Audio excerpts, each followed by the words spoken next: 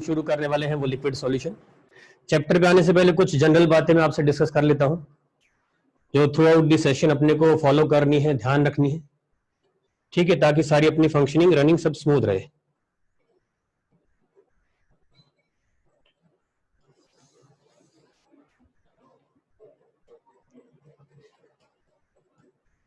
तो 3 मुद्दों पे मैं बात करूंगा। सबसे पहली चीज है, अभी इस सिचुएशन में जब हैं हम लोग, तो वहां पे आप लोगों की सेफ्टी, इससे रिलेटेड मुझे कुछ बताने की जरूरत नहीं। इतने समय के दौरान आपको पता चल चुका है कि सेफ्टी के लिए क्या क्या बातें ध्यान रखने की जरूरत है, तो this is already covered. Second point is time या टाइम मैनेजमेंट। रिगार्डिंग टाइम, पिछले 2 महीने करीब से या 2.5 महीने से टाइम का सेंस हमारे लिए थोड़ा खत्म हो गया। संडे मंडे सब एक जैसे हो गए, लेकिन टाइम अपनी स्पीड से चल रहा है, सेकंड पर सेकंड, ठीक है।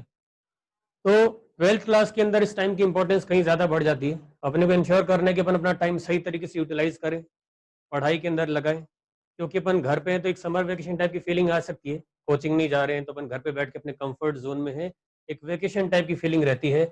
लोगों का इतना मोमेंटम बनता नहीं है, लेकिन वो आपको अपने से बनाना शुरू करना होगा, ठीक है। तो टाइम के रिगार्डिंग आपको कितना समय देना है पढ़ाई में, इसमें मैं 2 तरह के सिनेरियो डिस्कस कर रहा हूं।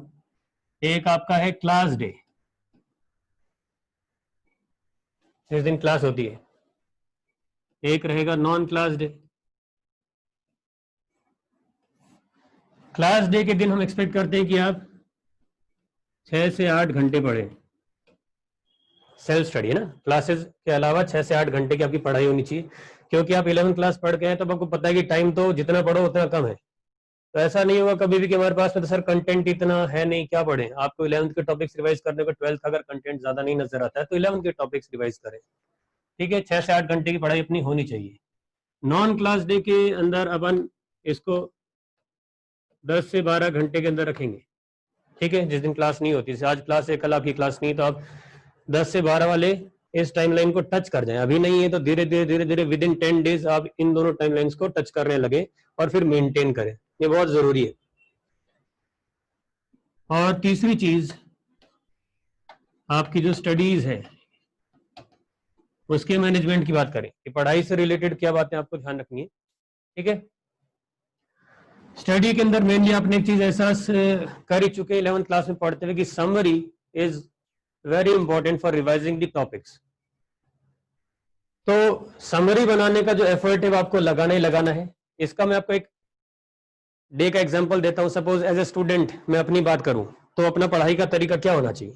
आज तो खैर पहली क्लास है, पहली क्लास में कुछ बातें लागू नहीं होंगी, भी बता रहे हैं आपको। नेक्स्ट क्लास से, मान लीजिए अगली क्लास के लिए मैं आता हूं, तो सबसे पहली चीज मुझे जो करनी है, मैं जो टॉपिक चल रहा है हर सब्जेक्ट में उसका बेसिक चीज आगे की अपने से पढ़ के आऊं।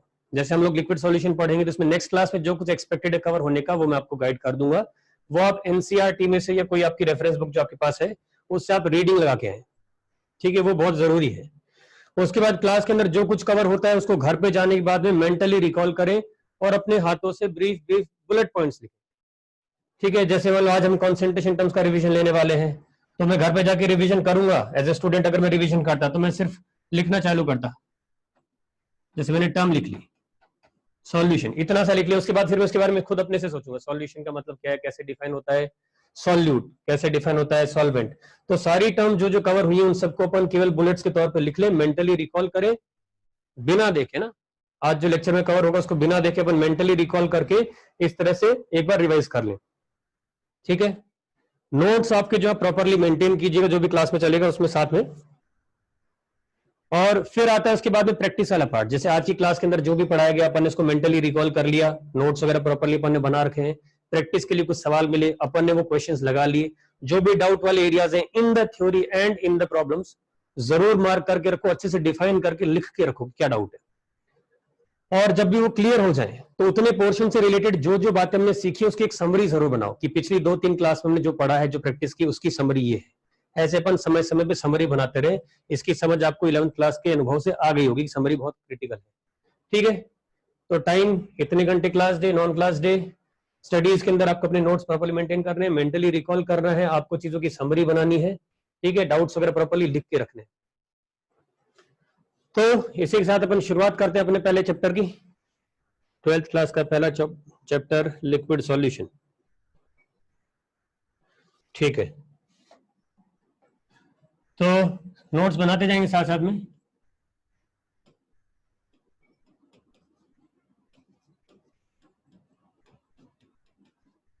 चैप्टर की हेडिंग लिक्विड सॉल्यूशन। सबसे पहली टर्म इसके अंदर अपन पहले भी पढ़ चुके हैं, लेकिन प्रॉपर नोट्स के लिए जरूर लिखेंगे। सॉल्यूशन की definition, the name of the chapter is liquid solution. उसमें सबसे पहली टर्म हम ले रहे हैं solution. A homogeneous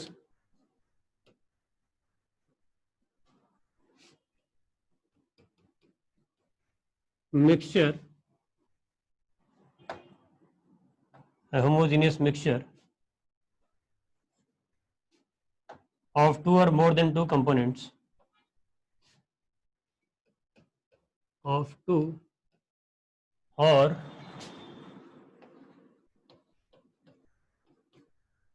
more than two components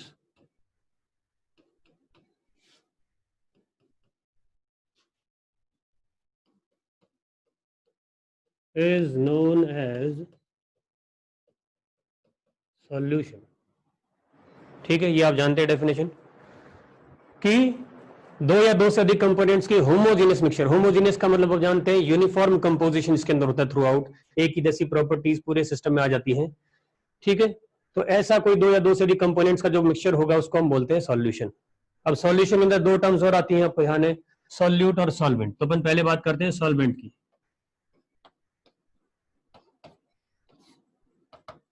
solvent की डेफिनेशन के अंदर हम यूजुअली बोला करते हैं the component which is present in largest amount by मोल। ठीक है, the component which is present in largest amount by mole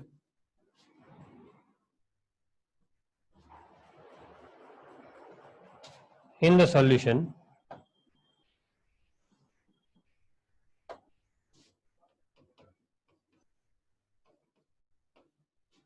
is called solvent। यहां पे थोड़ी सी बातें और मैं क्लियर करना चाहूंगा। सॉल्यूशंस के अंदर आप डिफरेंट डिफरेंट फेजेस के कॉम्बिनेशन से सॉल्यूशन बना सकते हैं। सॉलिड के अंदर सॉलिड मिला के, है ना, सॉलिड के अंदर लिक्विड मिला के, या उल्टा ऐसा। तो टोटल 9 कॉम्बिनेशन है। अगर आपका सॉल्वेंट गैस है, उसके अंदर आपने कोई गैस मिला दी, गैसियस सॉल्यूशन का एक टाइप हो गया।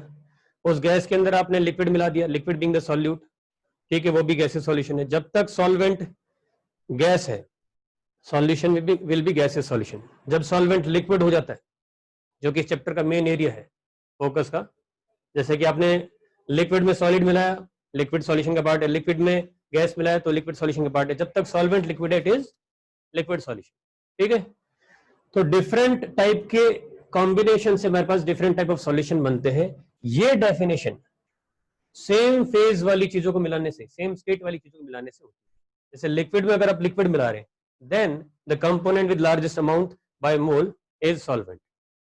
लेकिन अगर आपने सॉलिड और लिक्विड को मिलाया है, ठीक है, और फाइनल सॉल्यूशन की स्टेट लिक्विड हो गई है, तो लिक्विड जो था वो आपका सॉल्वेंट था, इररेस्पेक्टिव ऑफ द क्वांटिटी। हो सकता है वो बाय मोल कम हो, लेकिन फाइनल सॉल्यूशन की स्टेट लिक्विड है, और उनमें से जो कंपोनेंट लिक्विड रहा होगा वो आपका सॉल्वेंट हो जाएगा। ठीक है, तो ये चीज मैं यहाँ पे नोट करवा देता हूँ, अगले पेज पे अपन आ जाते हैं। ठीक है, इस पे नेक्स्ट पेज पे लिख लेते हैं note.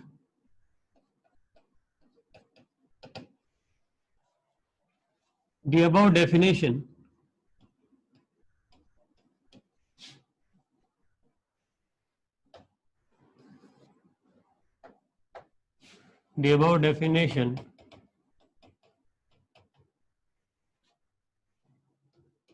is for same state of solute and solvent.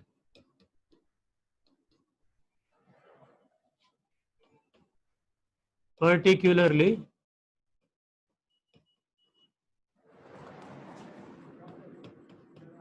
it is important for liquid in liquid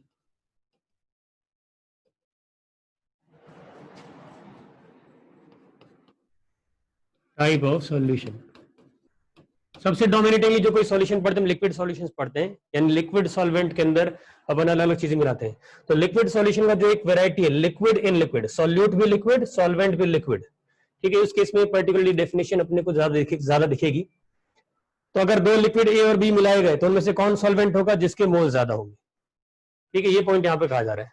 अगर मान लो ए सॉलिड है और बी लिक्विड है और दोनों का कॉम्बिनेशन लिक्विड है तो B will be the solvent, यानी फाइनल स्टेट ऑफ सॉल्यूशन के हिसाब से आपके कंपोनेंट्स में से सॉल्यूट और सॉल्वेंट का नोमेनक्लेचर हो जाएगा अगर डिफरेंट टाइप्स के मिक्स किए गए तो. ठीक है, सॉलिड और लिक्विड को मिलाया, फाइनल सॉल्यूशन लिक्विड बन गया है तो लिक्विड कंपोनेंट वो सॉल्वेंट. अगर फाइनल कंपोनेंट आपका सॉलिड बन जाता है सॉल्यूशन तो आपका सॉलिड वाला पार्ट जो है वो सॉल्वेंट हो जाएगा. प्रीवियस स्लाइड पे आए, एक सेकंड. सेकंड लाइन का फर्स्ट वर्ड है स्टेट, है ना, थोड़ा सा राइटिंग का इश्यू आ रहा है. प्रीवियस स्लाइड पे आ जाते हैं एक बार.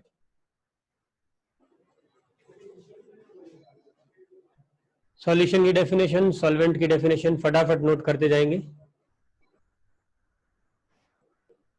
तब तक में कोई डाउट्स वगैरह है किसी बच्चे के? ठीक है, फर्स्ट स्लाइड मैंने लगा दिए.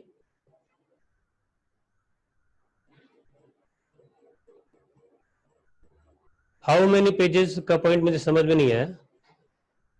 Approximately how many pages? Third line third word अभी जहां दिख रहा है. अगर ये, चलो मैं सारा पढ़ देता हूं. फर्स्ट पेज के ऊपर सब बच्चे ध्यान से देख लेंगे. अ होमोजीनियस मिक्सचर ऑफ, सभी बच्चे ध्यान से एक बार देख लें, कोई वर्ड अगर क्लियर नहीं है तो. सॉल्यूशन की डेफिनेशन में homogeneous mixture of to or मोर था, यहाँ पे एक्चुअली एम वर्ड गायब हो रहा है. Two or more than two components is known as solution. ठीक है, two or more than two components is known as solution. Solvent की डेफिनेशन में the component which is present in largest amount by mole in the solution, ये मैंने थोड़ा brief में लिख दिया है. Largest amount by mole in the solution is called solvent. ठीक है, ठीक है, ये फर्स्ट स्लाइड क्लियर है. कुछ बच्चों के जो डाउट्स है मैं बता दूंगा अभी. और इस चैप्टर के अंदर कितने पेजेस लगेंगे इसका तो कोई फिक्स ऐसा नंबर नहीं है, लेकिन ठीक ठाक ये मैं नंबर ऑफ लेक्चर्स के हिसाब से बता सकता हूँ कि अराउंड ये 10 से 11 लेक्चर के आसपास का चैप्टर है. ठीक है, 10 से 11 लेक्चर के आसपास का हम उसको बोलते हैं, तो आप उसके हिसाब से देख सकते हैं. अगले पेज पे आते हैं अपन. नेक्स्ट स्लाइड जो थी अपनी,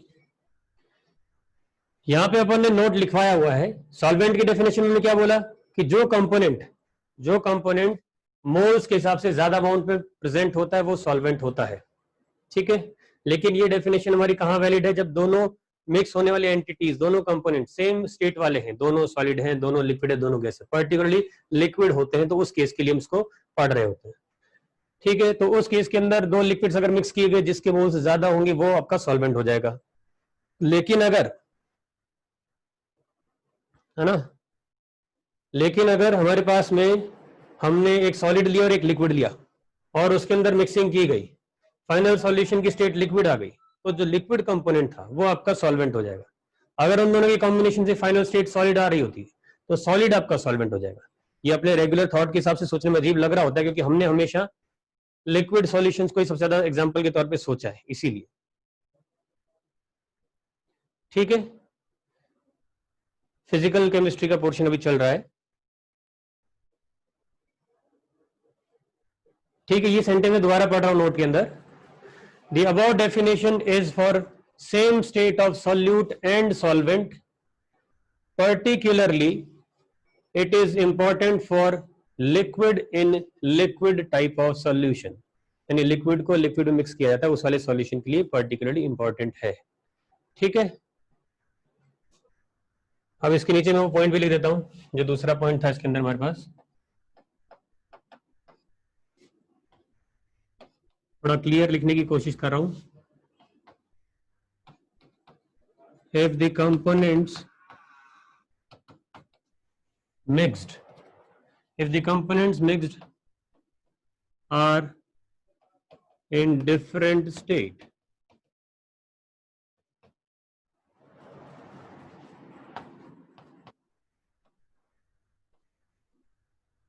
then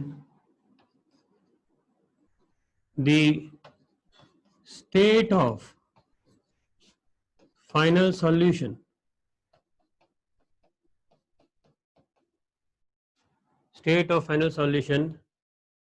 will decide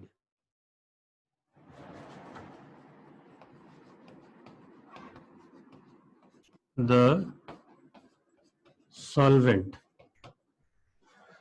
state of final solution जो है वो सॉल्वेंट को डिसाइड करेगी। तो फाइनल सॉल्यूशन आपका अगर लिक्विड है और आपका जो कंपोनेंट लिक्विड रहा होगा वो आपका सॉल्वेंट हो जाएगा। ठीक है,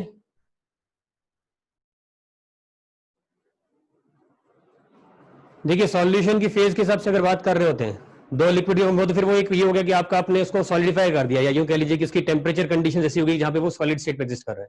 दो लिक्विड को मिक्स करने के बाद में अगर आप उसकी टेम्परेचर कंडीशन हिसाब से देखते हैं, अगर वो लिक्विड स्टेट के अंदर जा रहा है तो आपका मोर मोल से जाएगा, और दोनों सॉलिड में आ रहे हैं तब हम मोल्स के बेसिस पे जाएंगे। ठीक है, दो सेम कंपोनेंट मिक्स किए तो जिसके मोल ज्यादा वो सॉल्वेंट। नेक्स्ट स्लाइड पे आते हैं अपन। तो आपको सॉल्वेंट की डेफिनेशन क्लियर होगी।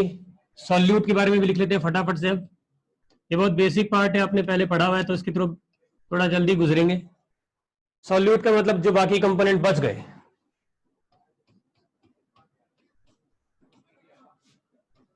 All the components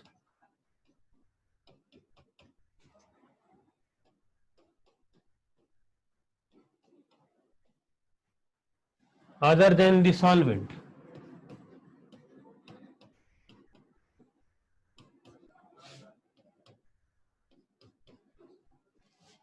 in the solution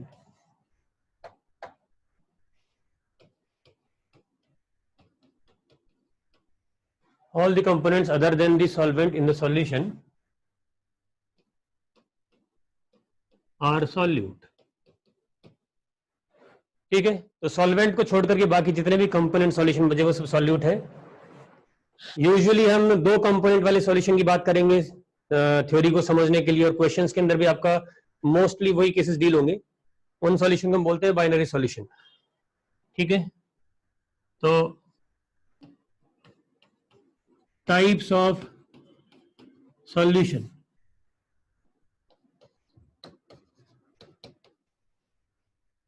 एक टाइप वैसे बाइनरी सॉल्यूशन,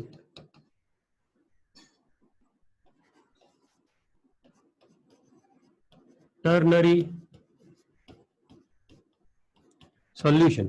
आप लोग मेरे साथ साथ में लिखते जाए। देखो मैं लिख रहा हूं इसीलिए कि आपकी और मेरी स्पीड मैच हो जाए। मैं डिक्टेट करके सिर्फ आगे नहीं बढ़ रहा हूं, लिख रहा हूं मतलब मेरे साथ साथ में आप भी लिख सकते हैं उतनी स्पीड पे, तो स्लाइड चेंज हो जाएगी उसके बाद में, तो आप साथ में स्पीड थोड़ी मेंटेन करो। बाइनरी सॉल्यूशन मतलब सॉल्यूशन में दो कंपोनेंट्स ए और बी को मिक्स किया, एक सॉल्यूट हो जाएगा एक सॉल्वेंट हो जाएगा, तो ये दो कंपोनेंट वाला सॉल्यूशन बाइनरी सॉल्यूशन। ठीक है, अगर मोल्स सेम हो जाते हैं, अच्छा ये एक डाउट पूछ रहे बच्चे, मोल्स सेम हो जाते हैं तो सॉल्यूट सॉल्वेंट की डेफिनेशन की कोई रेलेवेंस नहीं बचती है, आप किसी को भी सॉल्यूट या सॉल्वेंट मान सकते हैं। ठीक है, ये हमारी अंडरस्टैंडिंग के पॉइंट ऑफ व्यू के लिए, हमारी कन्वीनियंस के लिए हम लोग सॉल्यूट सॉल्वेंट डिफाइन करते हैं। अगर किसी केस के अंदर कभी मोल्स बराबर हो गए तो उस केस के अंदर आप किसी को भी सॉल्यूट किसी को भी सॉल्वेंट मान सकते हैं, या फिर वो क्वेश्चन में डिफाइन कर देंगे आपको कि इसको सॉल्यूट माने इसको सॉल्वेंट माने। ठीक है, मिक्स नहीं होती तो सॉल्यूशन ही नहीं बना। अगर दो चीजें आपस में मिक्स ही नहीं होती तो सॉल्यूशन बना, it is a heterogeneous mixture. ठीक है, वो सॉल्यूशन वाला पॉइंट नहीं रहेगा।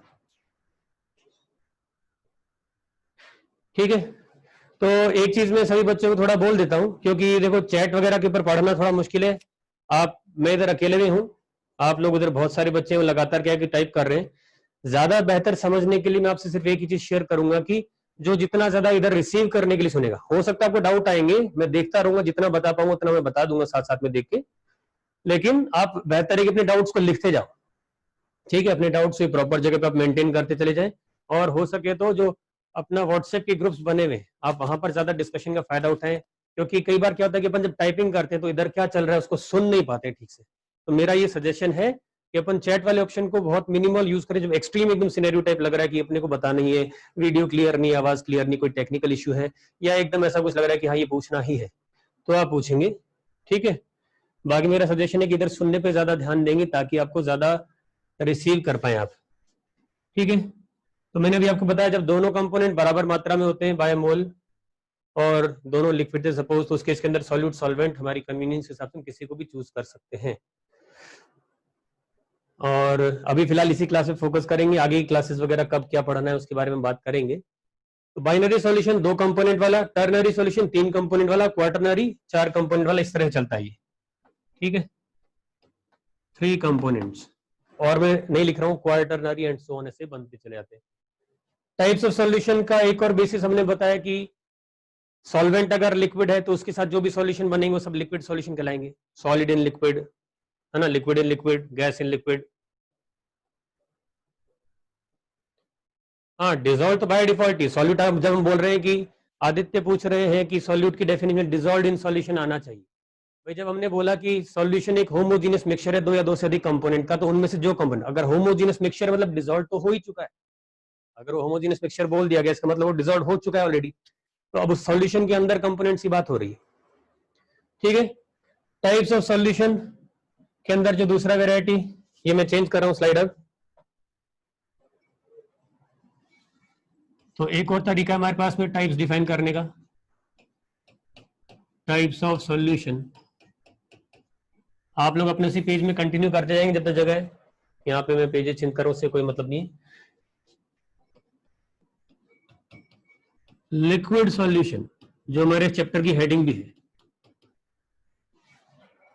तो इसके अंदर मेन पॉइंट क्या है, सॉल्वेंट इज लिक्विड, सॉल्यूट कुछ भी हो सकता है, सॉल्वेंट इज लिक्विड,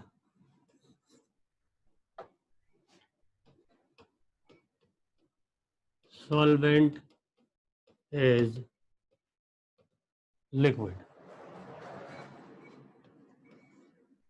ठीक है। ऐसे सॉलिड सॉल्यूशन बोलेंगे, यहां पे solvent is solid,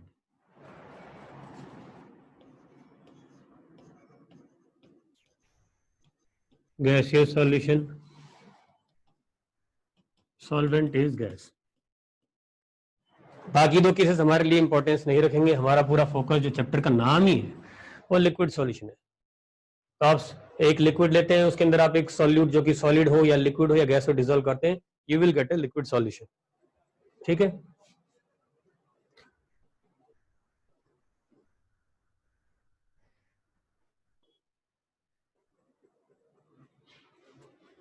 ठीक है, solution of gas and solid, ये सारे एग्जांपल्स आप एनसीईआरटी में से एक बार पढ़ लीजिएगा, एनसीईआरटी में से रीडिंग लगाएंगे आपको इनके एग्जांपल्स मिल जाएंगे, किसके अंदर क्या क्या केसेस है। कैम्फरिन नाइट्रोजन, है ना, कैम्फरिन नाइट्रोजन वो है सॉलिड इन गैस का एग्जांपल, तो इस तरह के मिल जाएगा। कॉलोइड्स वाला पार्ट कॉलोइडल केमिस्ट्री या सरफेस केमिस्ट्री में आएगा, ठीक है। फिर से मैं कहूंगा कि यहीं पे जो फोकस करने वाला पॉइंट है उस पर फोकस करते जाए।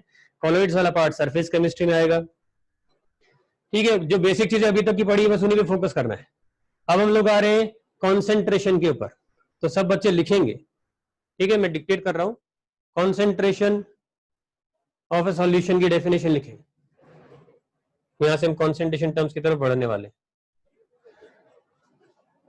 कोई बच्चा बता सकता है तो लिख देगा वहां पे चैट में कि कॉन्सेंट्रेशन ऑफ ए सॉल्यूशन को कैसे डिफाइन किया जाए, है ना। अब सारे बच्चे इस पर्टिकुलर प्रेजेंट वाले टॉपिक पे आ जाएंगे और बाकी चीजें एक बार साइड में कर देंगे, ठीक है।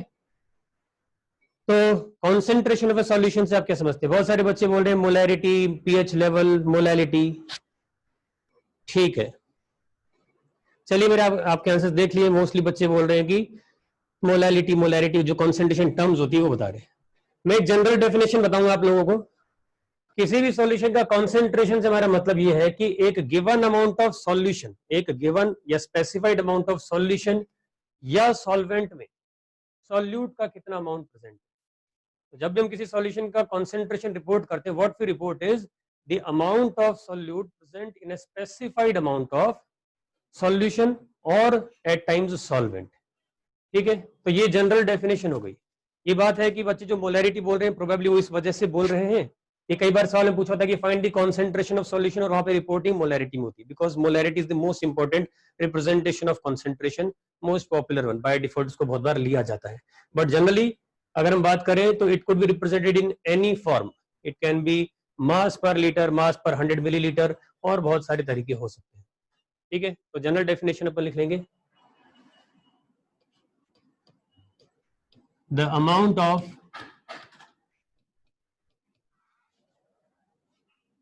solute present, the amount of solute present in a specified amount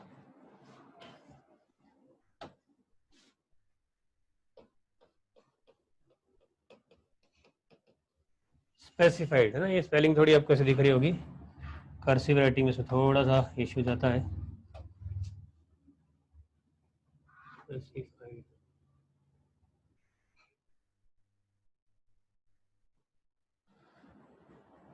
the amount of solute present in a specified amount of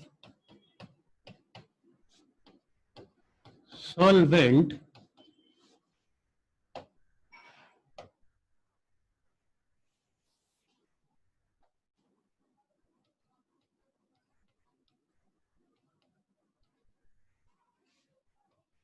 और सॉल्यूशन। ठीक है,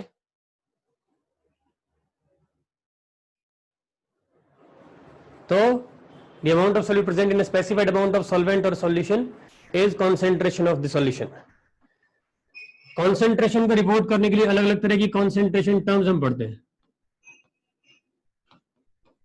ये सब आपने पढ़ी भी है, अपन इनका प्रैक्टिस थोड़ा सा आज करेंगे क्योंकि सॉल्यूशन चैप्टर में इनका यूज आएगा। अगर आप एनसीईआरटी में देखें तो ये वहीं पे दी हुई है कॉन्सेंट्रेशन टर्म्स। ठीक है, कॉन्सेंट्रेशन टर्म्स यानी कॉन्सेंट्रेशन को रिप्रेजेंट करने के अलग अलग तरीके। तो यहाँ पे मैं बस मेंशन कर देता हूँ, जैसे पहला तरीका अगर परसेंटेज W/W और परसेंट बाय मास भी अपन इसको बोलते हैं। तो परसेंट W/W के बारे में कोई लिख सकता है क्या, बता सकता है? यहाँ कुछ बच्चे बोल रहे हैं कि चैट हम आपस में पूछ लें क्या। मेरा ये कहना है कि जैसे मैंने बोला कि डाउट्स वगैरह आप थोड़ा होल्ड करके जो आपके व्हाट्सएप ग्रुप से उसमें पूछ सकते हैं, नहीं तो मैं बता ही रहा हूँ साथ में जितना हो पा रहा है साथ साथ के अंदर। ठीक है, ज्यादा फोकस अभी प्रेजेंट पे रखो, एक चीज की बहुत डिटेलिंग के अंदर अंदर जा जाके कोई खास पॉइंट हमें मिलेगा नहीं, जितना रेलेवेंट है उतना उतना हम टच करते हुए सब चल रहे हैं। ठीक है, तो फिलहाल इस पे लौट आएंगे सभी बच्चे।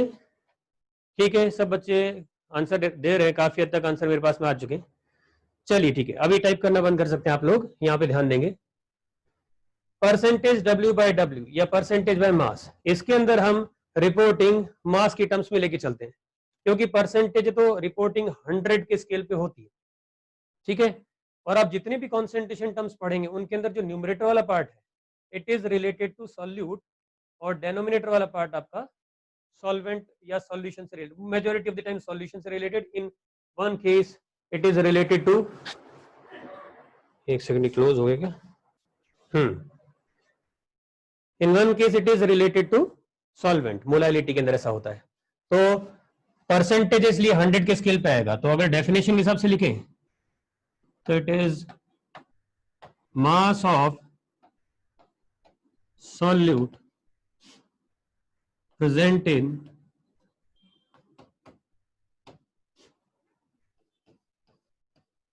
100 unit mass of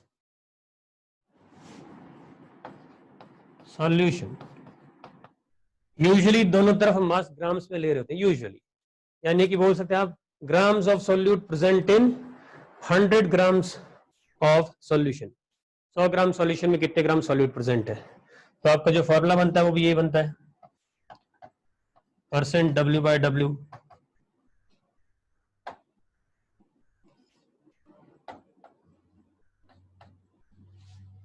सॉल्यूट का मास mass of solute upon mass of solution into 100। ठीक है, ये फॉर्मूला फटाफट से नोट कर लेंगे। अभी आवाज क्लियर है क्या? ये कुछ बच्चों को आवाज का अगर इश्यू आ रहा है तो बाकी लोग थोड़ा बता सकते हैं मुझे, ताकि ठीक ठीक ठीक ओके। तो जिन बच्चों को कुछ को डाउट है, आवाज से रिलेटेड इश्यू आ रहा है, टेक्निकल इश्यू आ रहा है, वो प्लीज थोड़ा अपना पोजीशन वगैरह अगली बार चेंज करें, नेट कनेक्शन थोड़ा चेक करें, क्योंकि बाकी बच्चों का आवाज आ रही है। ठीक है, तो अभिषेक आप अपने एंड पेपर चेक कर लेंगे। चलिए, कॉपी कर लिया गया है, अगले पेज पे आते हैं अपन। तो मैं एक बार टर्म्स डिफाइन करते चले जाऊंगा ना। परसेंटेज वेट बाय वेट के बाद सेकेंड कॉन्सेंट्रेशन टर्म अगर अपन ले लेते हैं, परसेंटेज वेट बाय वॉल्यूम। ठीक है, परसेंटेज डब्ल्यू बाय वी।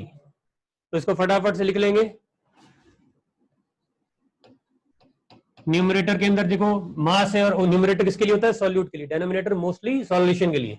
तो मास ऑफ सॉल्यूट, क्योंकि परसेंटेज है तो 100 के स्केल पे आएगा। मास ऑफ सॉल्यूट, अब यहां पे मैं स्पेसिफाई कर देता हूं in grams, present in 100 millilitre of solution. 100 millilitre solution के अंदर जितना मास प्रेजेंट होगा, तो परसेंटेज इसीलिए 100 के स्केल पे निकल रहा है, that will be percentage weight by volume. ठीक है, फॉर्मूला अगर बनाते हैं, percentage weight by volume is equal to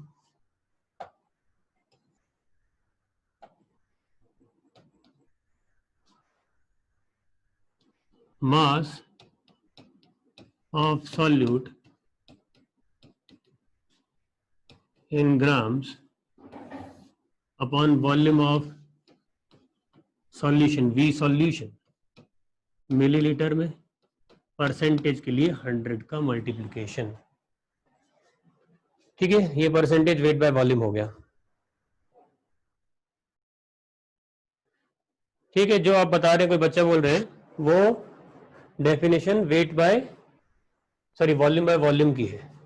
ठीक है, ये थर्ड वाली टर्म नॉट वेरी इंपॉर्टेंट। आप लोग थोड़ा नोट करने का स्पीड थोड़ा सा बढ़ा लेंगे। तो कुछ बच्चे बोल रहे हैं पीछे वाला स्लाइड, और कई बच्चों ने इसको बोल दिया था कि क्लियर है, नोट कर लिया गया है। ठीक है, तो ये आ जाएगा वॉल्यूम, वॉल्यूम ऑफ सॉल्यूट, अपन मिलीलीटर ही लेके चल लेते हैं, present in 100 millilitre of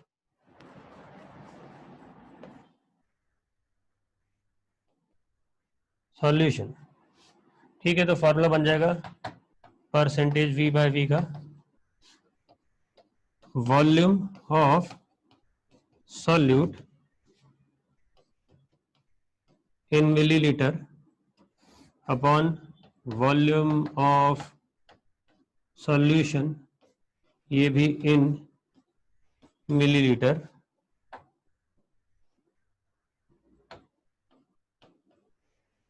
into 100। ठीक है, तो percentage v by we volume के रेस्पेक्ट में आता है। This is not very important, दिखता नहीं हमें, ज्यादातर सवालों में नहीं दिखेगा। Mostly we will deal with percentage W by W or percentage W by V. तो कॉन्सेंट्रेशन टर्म्स में परसेंटेज से रिलेटेड ये तीन तरह की वैरायटी हमारे पास में रहती है। ठीक है, हाँ, इसके अंदर यूनिट्स का फर्क नहीं पड़ेगा, कुछ भी वो कट जाएगा, बट मैंने इसे स्पेसिफिकली मिलीलीटर के अंदर यूजुअली रिपोर्ट करे तो लिख दिया। दोनों तरफ सेम यूनिट होनी चाहिए, बस यहाँ लीटर, तो यहाँ पे फर्क नहीं पड़ता है, यूनिट वाइज कुछ भी हो सकता है। ठीक है, तो इसको अगर नोट कर लिया तो मैं एक बार के लिए पिछली स्लाइड पे चला जाऊंगा, फटाफट जिसको नोट कर ले। ठीक है,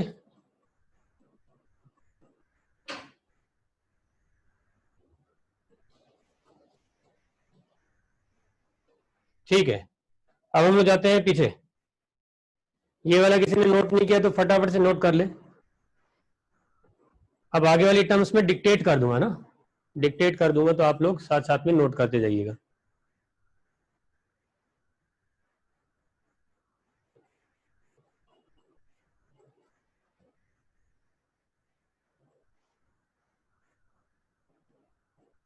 अगर टाइप ऑफ परसेंटेज नहीं दिया रहता है तो यूजुअली हम कहते हैं कि it is weight by volume, majority of the time it is considered as percentage weight by volume. ठीक है, बाकी क्वेश्चन की लैंग्वेज से क्लैरिटी आती है, it's not always like that also, but most of the time अगर नहीं type दिया रहता तो वेट बाय वॉल्यूम ले रहे होते हैं, बाकी क्वेश्चन की लैंग्वेज से आपको क्लैरिटी मिलेगी। ठीक है, अभी अपन पीछे की स्लाइड्स पे नहीं जा पाएंगे ज्यादा क्योंकि थोड़ा समय अपने पास में कम हो जाएगा इसे, तो बाकी बच्चे रिकॉर्डिंग के थ्रू कवर कर सकते हैं, ये लास्ट में अपन देख लेंगे। अगली कॉन्सेंट्रेशन टर्म स्ट्रेंथ। ठीक है, एक काम करते हैं, मैं टर्म्स अभी लिखते जाता हूँ और साथ साथ में उनके फॉर्मुलेशन लिखते जाऊंगा, एकदम ब्रीफ अपन थोड़ा ले लेते हैं। ठीक है, तो फोर्थ नंबर पे अगर मैं बात करूं, एक कॉन्सेंट्रेशन टर्म होती है स्ट्रेंथ, सिंबल लेते हैं कैपिटल एस, डेफिनेशन में डिक्टेट कर देता हूं, फटाफट लिखते जाएंगे। ठीक है, अब एक बार छोड़ देंगे पीछे वाला पार्ट का, स्लाइड वगैरह का भी आगे से नोट करें। Fourth concentration term is strength, capital S इसका सिंबल है, और यूनिट्स अगर बात करेंगे तो इसकी ग्राम पर लीटर आने वाली है। डेफिनेशन लिखेंगे, the mass of solute, the mass of solute present in, the mass of solute in grams, the mass of solute in grams present in per liter of solution, the mass of solute in grams present in per liter of solution। ठीक है, strength of A solution या strength अपन जो बोल रहे हैं, mass of A solute in grams present in per litre of A solution, तो यहाँ पे हम जब भी बोल रहे हैं प्रेजेंट इन, हमारा रेफरेंस है बेसिकली डिसॉल्व होने से, dissolve in per litre of A solution आप कह सकते हैं।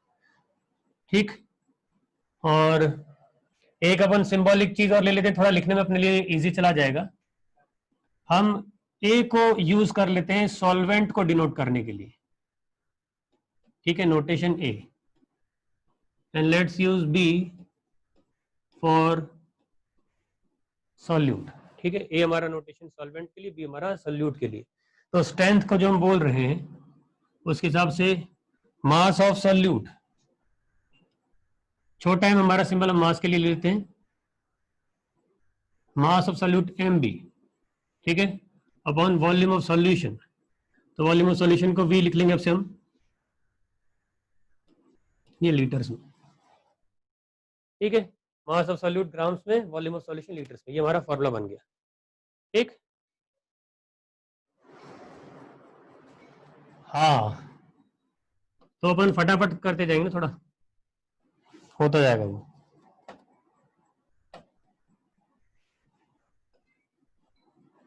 ये सब काम आएगा अपने को भी, इसीलिए अपन ब्रीफ में लेके चल रहे हैं, अपन डेफिनेशन पूरी लिख नहीं रहे। मोलैरिटी, मोलैरिटी के लिए सिंबल हम लेते हैं कैपिटल एम। मोलैरिटी की डेफिनेशन आपको पता होगी, number of moles of solute present in per litre of solution. ठीक है, तो अगर मैं फॉर्मूला लिखूं, it becomes M is equal to N by V. Moles of solute थोड़ा स्पेसिफाई करना चाहते हैं आप बोल सकते हो, तो N B by we, volume of solution in litres. ठीक है, ये मोलैरिटी का फॉर्मूला, मोलैरिटी आपका सबसे इंपॉर्टेंट टर्म आप बोल सकते हैं, स्टार केस। ठीक है, इसको एक और तरीके से लिख सकते हैं जो अपने को काम आएगा, millimoles of course of solute, numerator वाला पार्ट हमने हमेशा बोल दिया, सॉल्यूट का है तो अपन बार बार लिखेंगे नहीं, millimoles upon volume of solution in millilitres. ठीक है, दो तरीके से अपन डिफाइन कर लेते हैं। ठीक, B component solute, A component solvent, कुछ बच्चे अपना चेंज करना चाहते हैं तो कर सकते हैं, this is what we are going to take. ठीक है, सॉल्यूट के मोल्स अपॉन सॉल्यूशन का वॉल्यूम, या सॉल्यूट के मिलीमोल्स अपॉन सॉल्यूशन का वॉल्यूम इन मिलीलीटर।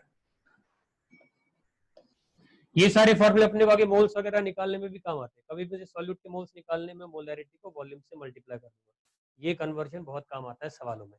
मिलीमोल्स निकालने हैं, मोलैरिटी को मिलीलीटर वाले वॉल्यूम से मल्टीप्लाई कर दूंगा, इस तरह से अपन मोल से मिलीमोल्स निकाल सकते हैं। नेक्स्ट हम अपन ले अगर molality, symbol is small M.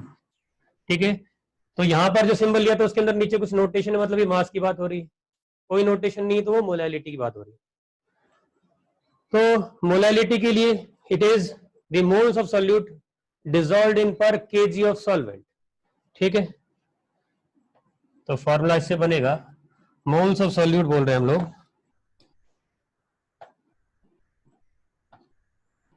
N B, या सिंपली आप एन बुला लें, डिसॉल्व्ड इन पर केजी ऑफ सॉल्वेंट, तो मैं mass of solvent MA kilograms में, तो सॉल्यूट के मास अपॉन सॉल्वेंट का मास किलोग्राम्स के अंदर, ये आपका हो जाता है मोलैलिटी। ठीक, नेक्स्ट अपन लेते हैं, ये सारा आपने देखा, बस मैं एक बार रिकैप कर रहा हूं क्या क्या टर्म्स हुआ करती हैं। स्ट्रेंथ देखा, मोलैरिटी देखा, मोलैलिटी देखा, पीपीएम है, मोल फ्रैक्शन है, ये दो अपन और देखते हैं, नॉर्मेलिटी पे आएंगे फिर लास्ट में। तो मैं मोल फ्रैक्शन पहले बात कर लेता हूँ। मोल फ्रैक्शन सिंबल हम लोग एक्स से डिनोट करते हैं, कभी कैपिटल एक्स कभी स्मॉल एक्स। ठीक है,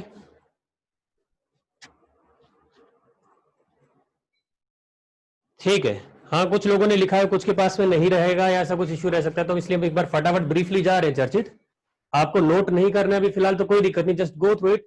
हमारे पास समय की कोई कमी नहीं पड़ने वाली है, एक लेक्चर अपना पूरा डेडिकेट अपने को इसी पे ही करना है, क्योंकि ये चीजें बहुत एक्सटेंसिवली यूज होंगी। तो इट इज माई रेस्पॉन्सिबिलिटी कि मैं हर स्टूडेंट को सेम स्तर पे बता दूं ना। कुछ बच्चों को हो सकता है कि लिखा हुआ है नॉर्मेलिटी फॉर्मेलिटी सब चीजें सब लिखी होंगी, हो सकता है, लेकिन अपन एक बार गो थ्रू कर रहे हैं। ठीक है, मोल फ्रैक्शन, मोल फ्रैक्शन के लिए मैं लिखता हूं फटाफट से, आपको पता है moles of the solute upon total moles, जिस भी कंपोनेंट का मोल फ्रैक्शन लिखना है तो उसके मोल्स अपॉन टोटल मोल्स होता है। तो मैं यहाँ पे small fraction of solute XB लिख रहा हूं, moles of solute NB upon total moles. तो जो अपने पास अगर दो ही कंपोनेंट की बात करें, it will be Na plus NB। ऐसे में मोल फ्रैक्शन ऑफ सॉल्वेंट लिख सकता हूं, moles of solvent over solvent के मोल्स प्लस सॉल्यूट के मोल्स। ठीक है,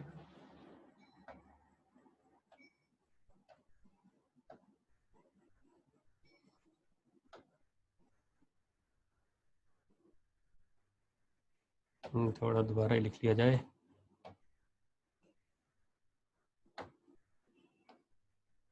ठीक है, और इन दोनों का टोटल आपको पता है कि XA प्लस XB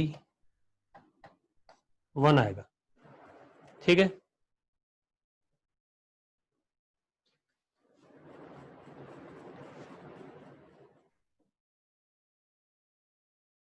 ये स्लाइड फटाफट देख लो, कुछ नोट नहीं किया तो जल्दी से नोट कर ले।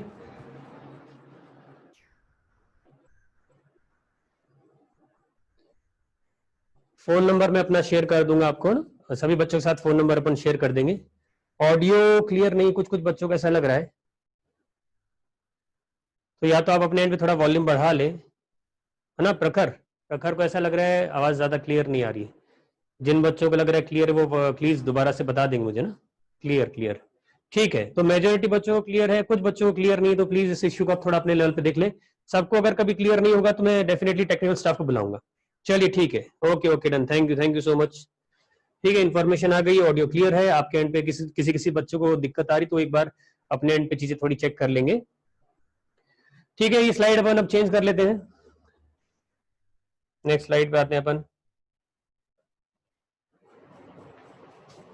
पीपीएम कौन से नंबर पे आ गए अपन, 7 के बाद 8वां नंबर चल रहा है, 8वीं कॉन्सेंट्रेशन टर्म पीपीएम। पीपीएम की डेफिनेशन कितने बच्चों को क्लियर है? ओके, फॉन्ट साइज में थोड़ा बढ़ा के लिखूंगा, ओके ओके ओके, ठीक ठीक ठीक है, थोड़ा बड़ा बड़ा लिखूंगा आपसे, ऐसे भी कम लिखने एक पेज पे, स्लाइड है बहुत ज्यादा यूज कर रहा हूं। तो पार्ट्स पर मिलियन, ठीक है ठीक है, okay.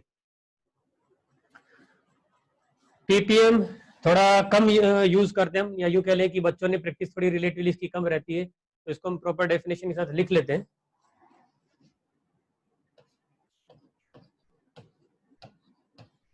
The number of parts, parts मतलब it can be mass, moles या वॉल्यूम, किसी भी रूप में एक्सप्रेस हो सकता है, अभी मैं एक्सप्लेन कर दूंगा, आप लिख लेंगे। The number of parts of solute present, या फिर डिसॉल्व लिख लेंगे, इन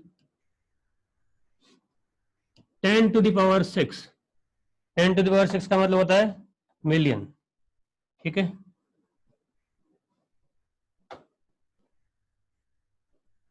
(10⁶) पार्ट्स, पार्ट्स मतलब वापस से वही मास, मोल्स या फिर वॉल्यूम ऑफ सॉल्यूशन।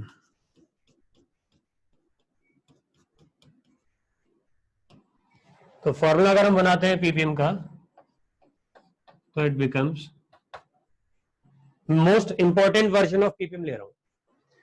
तो यहाँ पे जो पार्ट्स का मतलब है इट कैन बी मास, में एक बार मास के साथ रीड करके बता देता हूं, जैसे ग्राम्स यूनिट लेते हुए, द नंबर ऑफ ग्राम्स, मास वाला केस ले रहे, तो the number of grams of solute present in 10⁶ grams of solution, ठीक है। तो पार्ट एक जनरल टर्म हमने यूज कर लिए, but it could be replaced by these 3 type of things, mass, moles या वॉल्यूम। तो it could also be the number of moles of solute present in per million moles of solution.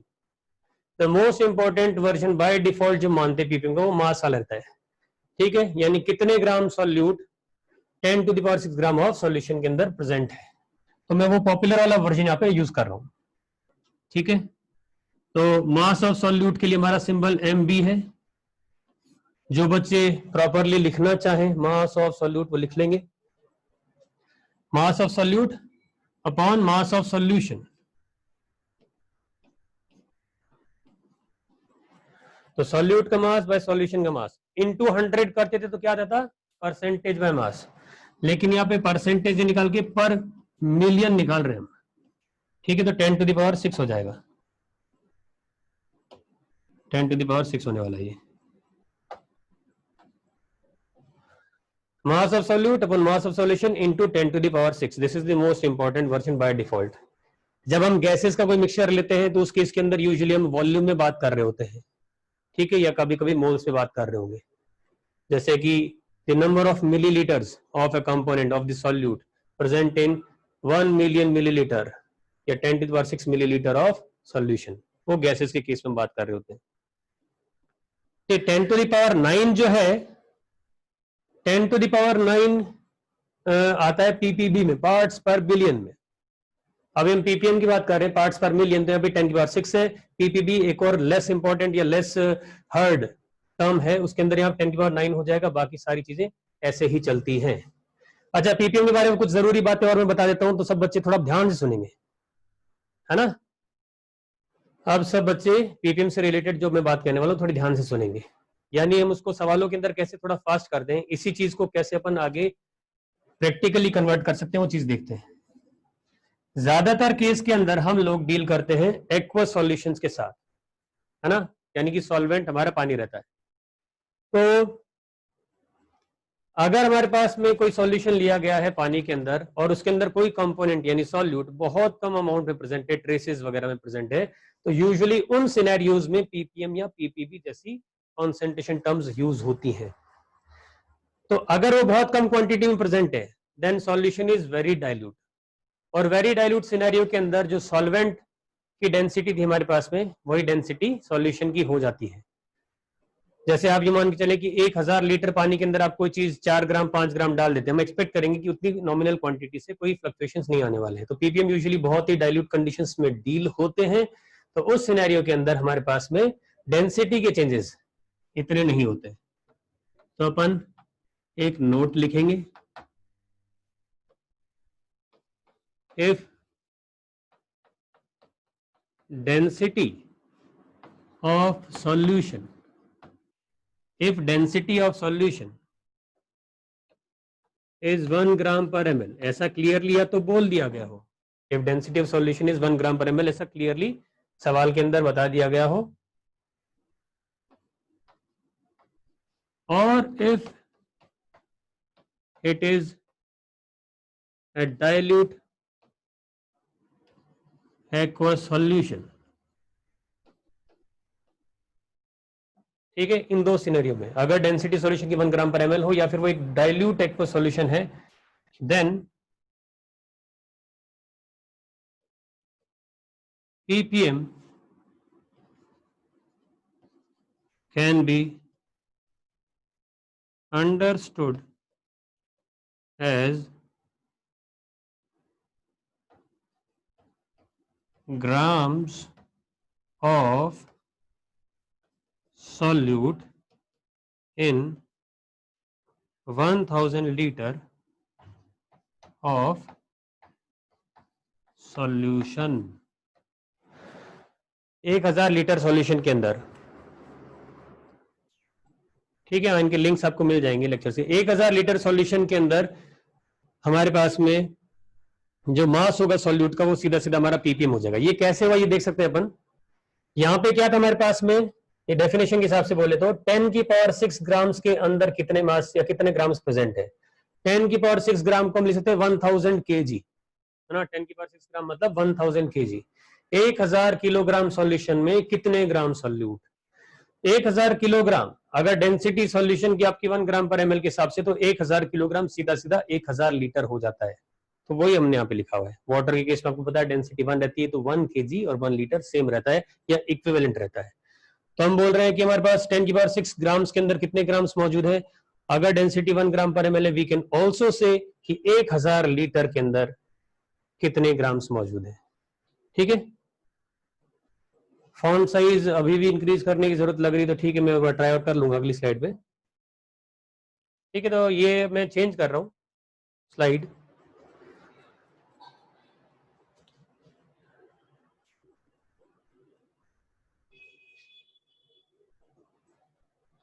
Okay ठीक है, कुछ click हो गया है slide, sorry इधर। हाँ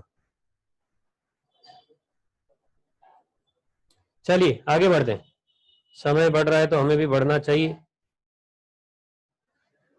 एक कॉन्सेंट्रेशन टर्म अपने बचती है नॉर्मेलिटी, उस पर थोड़ा रुक के आएंगे अपन तसल्ली से, है ना। नॉर्मेलिटी वाला पार्ट अपना बाकी है, पीपीबी है, फॉर्मेलिटी में ऐसा कुछ है नहीं।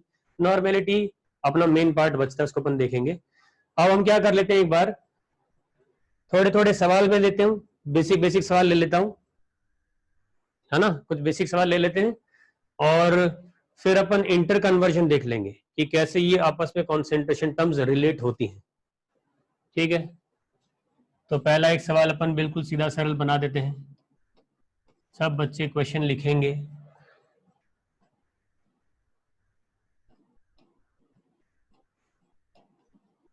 Find the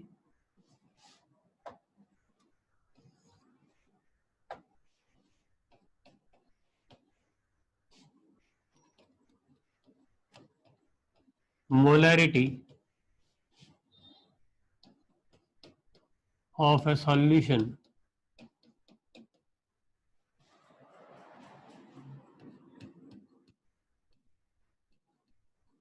find the molarity of a solution prepared by mixing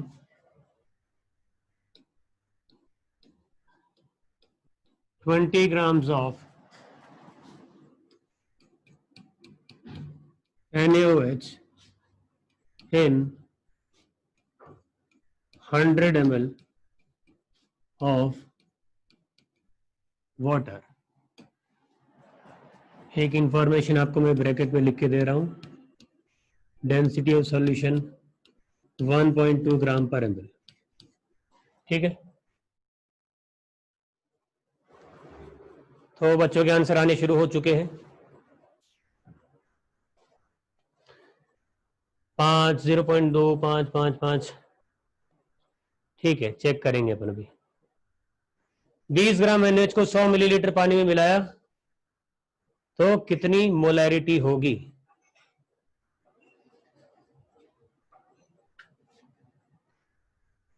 चलिए सॉल्यूशन देखते हैं अपना, क्या अप्रोच आप लगा रहे हैं साथ में देखते हैं कि सरल सीधा सवाल है। वैसे आईआईटी की प्रिपरेशन कर रहे हो या कोई भी कॉम्पिटिटिव एग्जाम की प्रिपरेशन कर रहे हो, तो कंपटीशन और कंपटीशन है तो ऑब्जर्वेशन बहुत अच्छा होना जरूरी है। ठीक है, तो सब बच्चे अलग अलग तरह के आंसर कुछ रिपोर्ट करें। मेजोरिटी लोगों ने 5 रिपोर्ट किया है। देखते हैं आपने कितना अच्छे से चीजों को ऑब्जर्व किया। मोलैरिटी पूछी गई है, तो मोलैरिटी की डेफिनेशन थी कि 1 लीटर सॉल्यूशन में कितने मोल सॉल्यूट के। तो ये जो 100 मिलीलीटर दिया गया, पहली बात तो ये सॉल्वेंट का दिया गया है ना। This is not solution. आपको हमेशा अपने सवाल के अंदर कॉन्सेंट्रेशन टर्म में सॉल्यूट और सॉल्वेंट आइडेंटिफाई करना चाहिए. So this is the information regarding solvent. ये 20 ग्राम जो बोला गया है NaOH का, NaOH आपका क्या है? सॉल्यूट.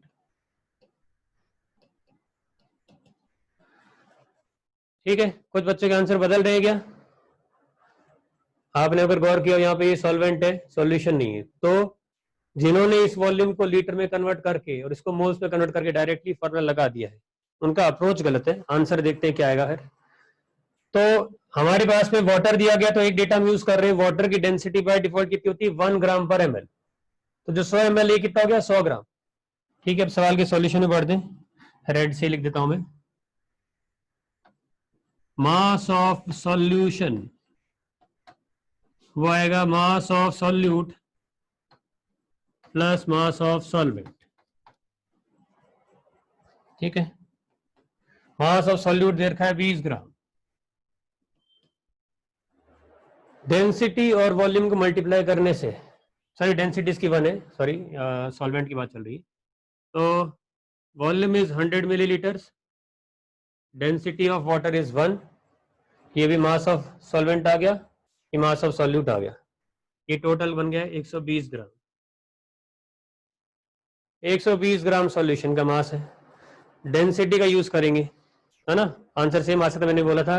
तो अपन अप्रोच की बात कर रहे हैं, तो डेंसिटी का यूज करते हैं अपन. वॉल्यूम ऑफ सॉल्यूशन निकालते हैं.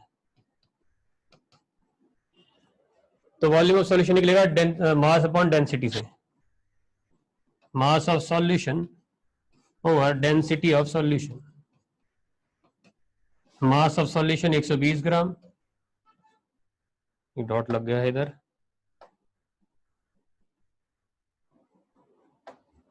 और density of solution 1.2.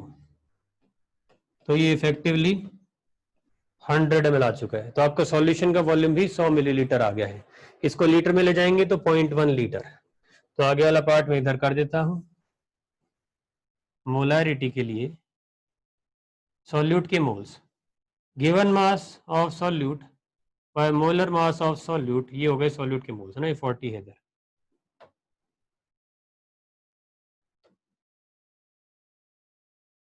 Moles of solute upon volume of solution in litre 0.1.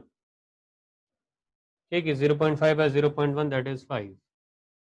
तो जिन भी बच्चों ने 5 निकाला और इस लॉजिक से निकाला हो ना, उनका सही है. ठीक है, जिन्होंने भी इस लॉजिक से निकाला है उनका सही है. जिन्होंने डायरेक्टली कर दिया उनकी किस्मत अच्छी है, ये कह सकते हैं हम. सॉल्यूट और सॉल्वेंट कैसे पता करते हैं? सॉल्यूट और सॉल्वेंट लैंग्वेज से लगभग आपको आइडिया लग जाता है कि किसमें लैंग्वेज ऐसे लिखी रहेगी. By mixing this in that, इसको इसमें मिलाया, तो जिसमें मिलाते वो आपका सॉल्वेंट है, बाकी दूसरा वाला कंपोनेंट सॉल्यूट है. ठीक है, तो पानी के अंदर NaOH मिलाया गया है. यूजुअली लैंग्वेज इससे अपने को आइडिया लग जाता है, और मोस्टली ऐसे आपके सॉल्यूशन एक्वस रहते हैं तो पानी सॉल्वेंट रहता है ज्यादातर केस में. ठीक है, NaOH की स्टेट सॉलिड है, सॉल्यूशन जो बनेगा इनके थ्रू वो अपना लिक्विड बनता है. अब अपन आते हैं अगले सवाल पे. आप स्क्रीनशॉट्स वगैरह भी ले सकते हैं, टेक्नोलॉजी का यूज करना चाहे कहीं की थोड़ा थोड़ा टाइम बचाने के लिए, तो स्क्रीनशॉट्स ले लिया करें. ठीक है, रिपीट करने को कह रहे हैं. राज बताओ कौन से स्टेप पे दिक्कत है? राज भाई, अपने को डेफिनेशन याद रखनी पड़ेगी, है ना? डेफिनेशन से अपन थोड़ा ध्यान रखेंगे कि क्या फॉर्मूले ध्यान रखेंगे. बेसिक मोलैरिटी के लिए फॉर्मूला क्या है? सॉल्यूट के मोल्स पता करने और सॉल्यूशन का वॉल्यूम पता करना है. सॉल्यूट के मास से सॉल्यूट के मोल्स तो आ ही जाएंगे. Given mass of solute upon molar mass of solute, ये ऊपर जो लिखा हुआ है न्यूमरेटर में सॉल्यूट के मोल्स है. और वॉल्यूम ऑफ सॉल्यूशन, तो यहाँ पर सॉल्यूशन का वॉल्यूम नहीं दिया गया, तो सॉल्वेंट का वॉल्यूम था. तो अपने को सॉल्यूशन के वॉल्यूम तक जाना है. डेंसिटी ऑफ सॉल्यूशन दे रखी है, तो दिमाग ऐसे काम करना शुरू करता है कि सॉल्यूशन का वॉल्यूम चाहिए, डेंसिटी ऑफ सॉल्यूशन दे रखी है, तो density of solution, volume of solution, तीसरी टर्म क्या बच गई? Mass of solution. कैसे भी करके मास ऑफ सॉल्यूशन निकाले. तो मास ऑफ सॉल्यूशन क्या होता है? सॉल्यूट और सॉल्वेंट के मास का टोटल. तो सॉल्यूट का मास दे ही रखा था, सॉल्वेंट का वॉल्यूम दे रखा था, डेंसिटी नहीं दी थी, बट क्योंकि सॉल्वेंट पानी है उसकी density by default 1 gram per ml लेते हैं अगर जरूरत पड़ती है तो. तो volume of solvent into density of solvent से आ गया मास ऑफ सॉल्वेंट. सॉल्यूट का मास ये रहा, दोनों को जोड़ा तो उससे सॉल्यूशन बनता है, उसका मास आ गया. सॉल्यूशन का मास है, सॉल्यूशन की डेंसिटी है, सॉल्यूशन का वॉल्यूम आ जाएगा। This is the approach. ठीक है, हाँ क्वेश्चंस का लेवल धीरे धीरे बढ़ जाएगा। ठीक है, पूरा अभी तो नहीं बता पाएंगे किसी एक स्पेसिफिक स्टूडेंट के लिए, क्योंकि थोड़ा सा समय कम पड़ता है। देखो अगले सवाल पे आते हैं अपन, क्वेश्चन नंबर 2 मिक्स करके दे देता हूं मैं। ये एक काम करते चलो, मैं कुछ क्वेश्चंस लेके आया था, वो आप यूज उसके थ्रू जाओ, है ना। सरल सरल लगे तो उसके थ्रू फास्ट फास्ट निकलते जाना। ये क्वेश्चन पहला वाला अटेम्प्ट करो जरा, फर्स्ट क्वेश्चन पढ़े और अटेम्प्ट करें।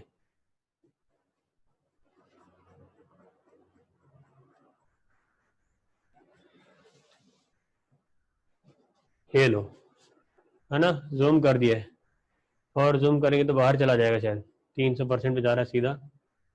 चेंज कर लें अगर नंबर, टाइप करने का ऑप्शन इधर नहीं है कुछ।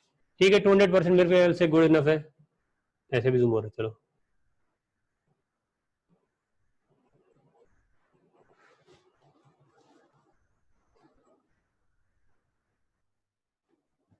अभी क्लियर है, अभी दिख रहा है आप लोगों को क्या?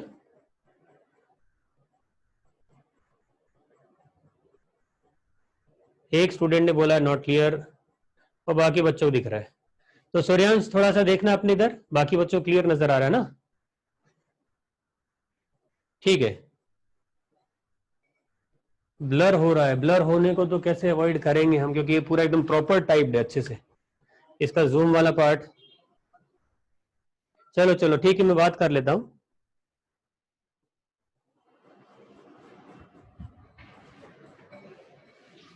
इधर कोई आ जाएंगे क्या, श्याम जी वगैरह?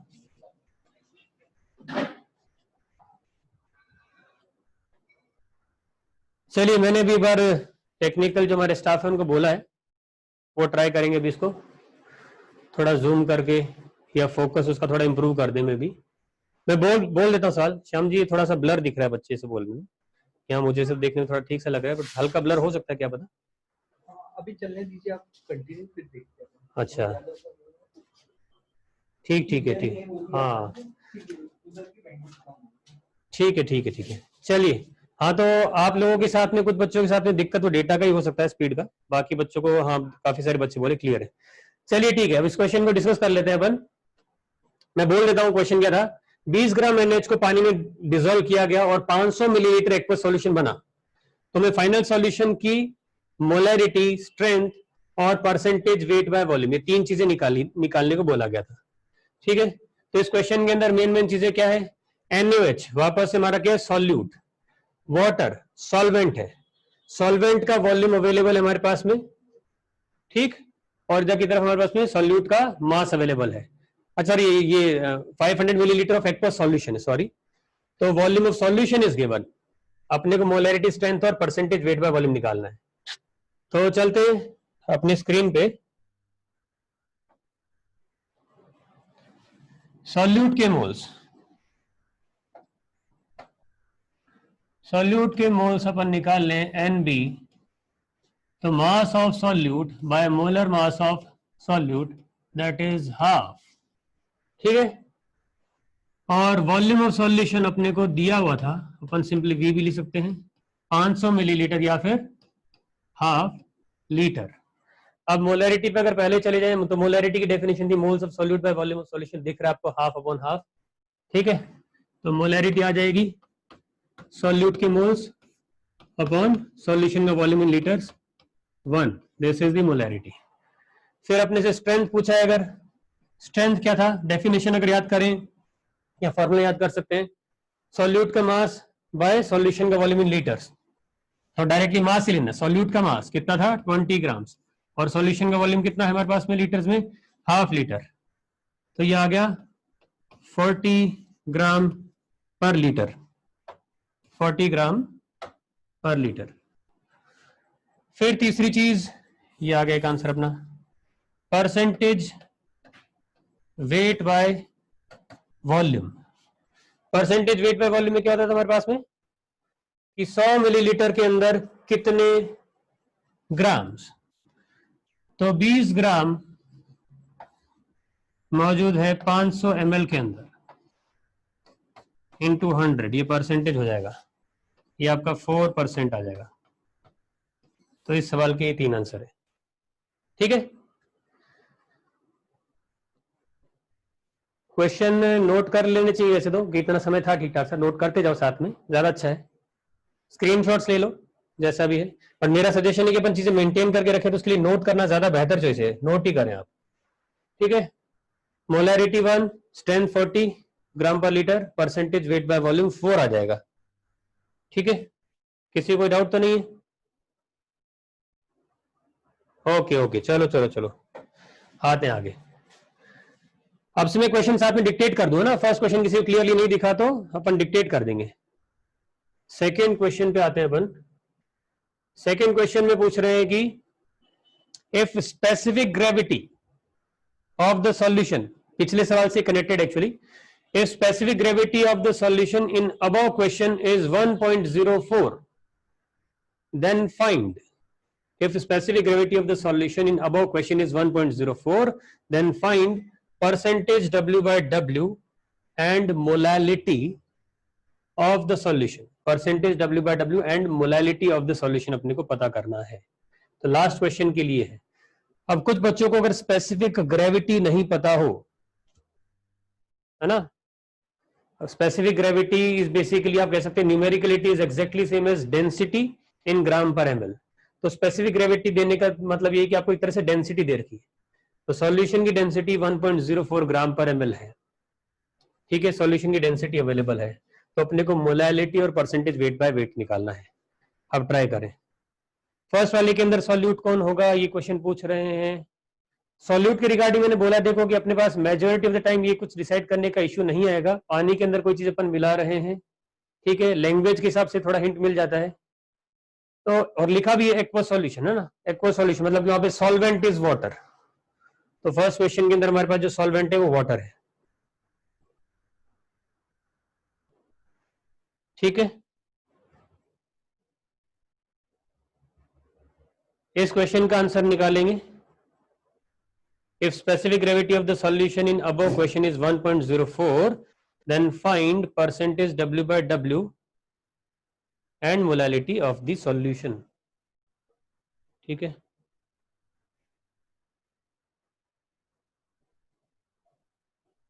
ठीक है, कुछ बच्चे आंसर्स निकाल रहे हैं। अब चलते हैं अपन अपनी स्क्रीन पे, इसी के अंदर अपन सॉल्व कर लेते हैं, थोड़ा यहां से चीजें यूज कर लेंगे।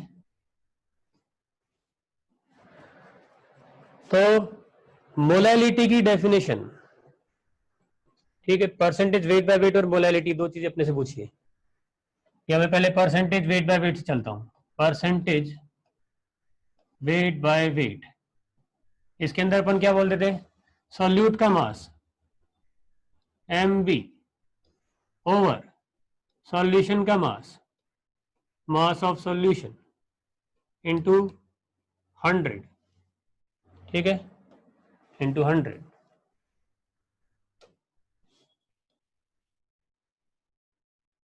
तो अब अपन देखें कि हमारे पास सवाल में क्या क्या चीजें अवेलेबल है। क्या हमारे पास में सॉल्यूट का मास अवेलेबल है, 20 ग्राम दिया था भाई, पहले सवाल का एक्सटेंशन है।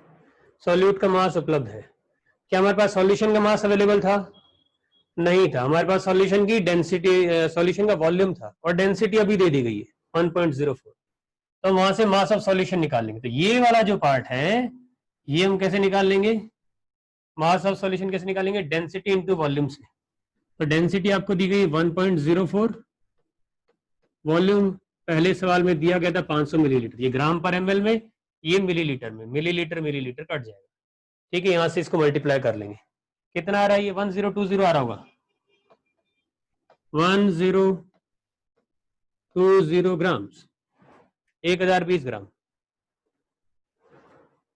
सॉरी 520 ग्राम, सही बोल रहा हूँ मैंने, टोटल अलग दिशा में निकल गए। 520 ग्राम आ रहा है,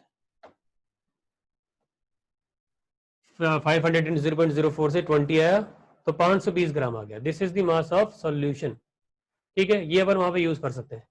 हमारा परसेंटेज वेट बाय वॉल्यूम वाला जो पार्ट चल रहा था वो क्या आ जाएगा, percentage W by W equal to solute का मास हमने 20 ग्राम मिलाया, सॉल्यूशन का मास 520 ग्राम, परसेंटेज के लिए इंटू 100, यहाँ से आंसर आ जाएगा। अब जो भी वैल्यू आएगी, value is not important, exact decimal place तक मत निकालो, थॉट इंपॉर्टेंट था, थॉट कन्वेड है, ठीक है। नेक्स्ट स्लाइड पे हम बताते हैं मोलालिटी का। तो आप है ना अप्रोचेस पे ज्यादा फोकस करो, कैलकुलेशन वाला पार्ट अपन अभी अवॉइड कर सकते हैं, समय बचा सकते हैं। नेक्स्ट स्लाइड पे आते हैं, मोलालिटी की बात कर लेते हैं, जो मोलालिटी वाला पार्ट था। मोलालिटी के अंदर हमें एक चाहिए होते हैं सॉल्यूट के मोल्स, दूसरी चीज होती है हमारे पास में सॉल्वेंट का मास। मास के लिए सिंबल स्मॉल एम, सॉल्वेंट की बात करें तो एम ए, ये किस में होता है, किलोग्राम्स में। तो मोल्स ऑफ सॉल्यूट डिसॉल्व्ड इन पर केजी ऑफ सॉल्वेंट। तो ये दो चीजें चाहिए, ये दो चीजें सवाल के अंदर ढूंढो।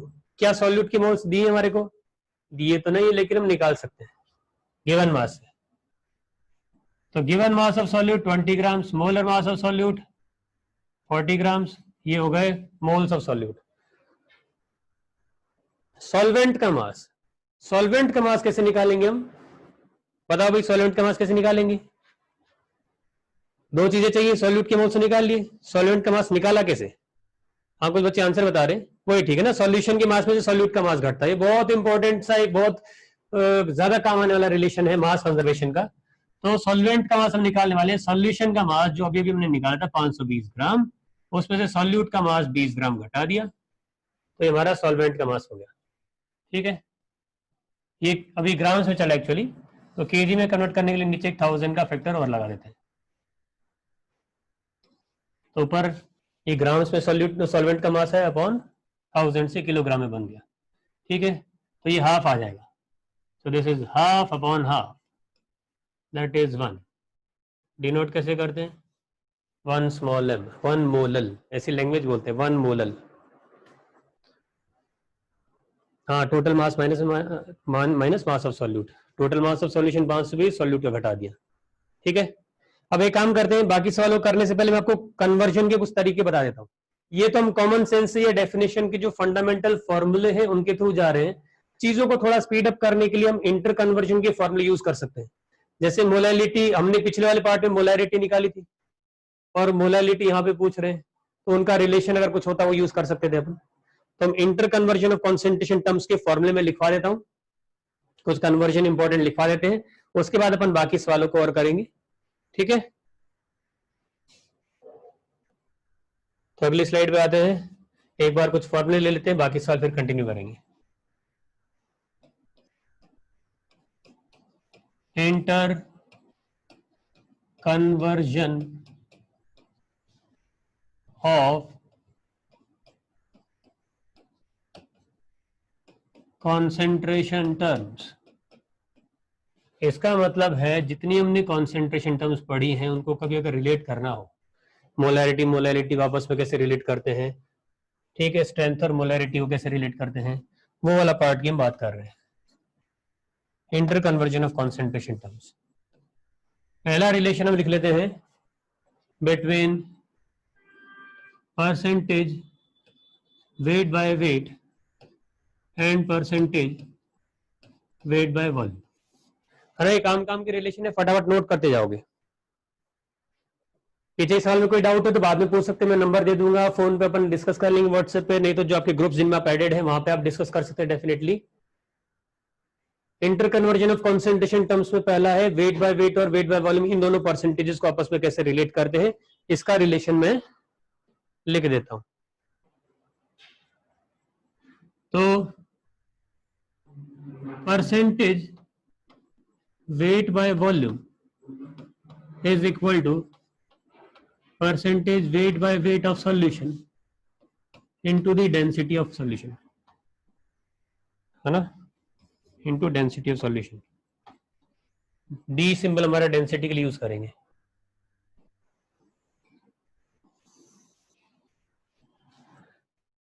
परसेंटेज वेट बाय वॉल्यूम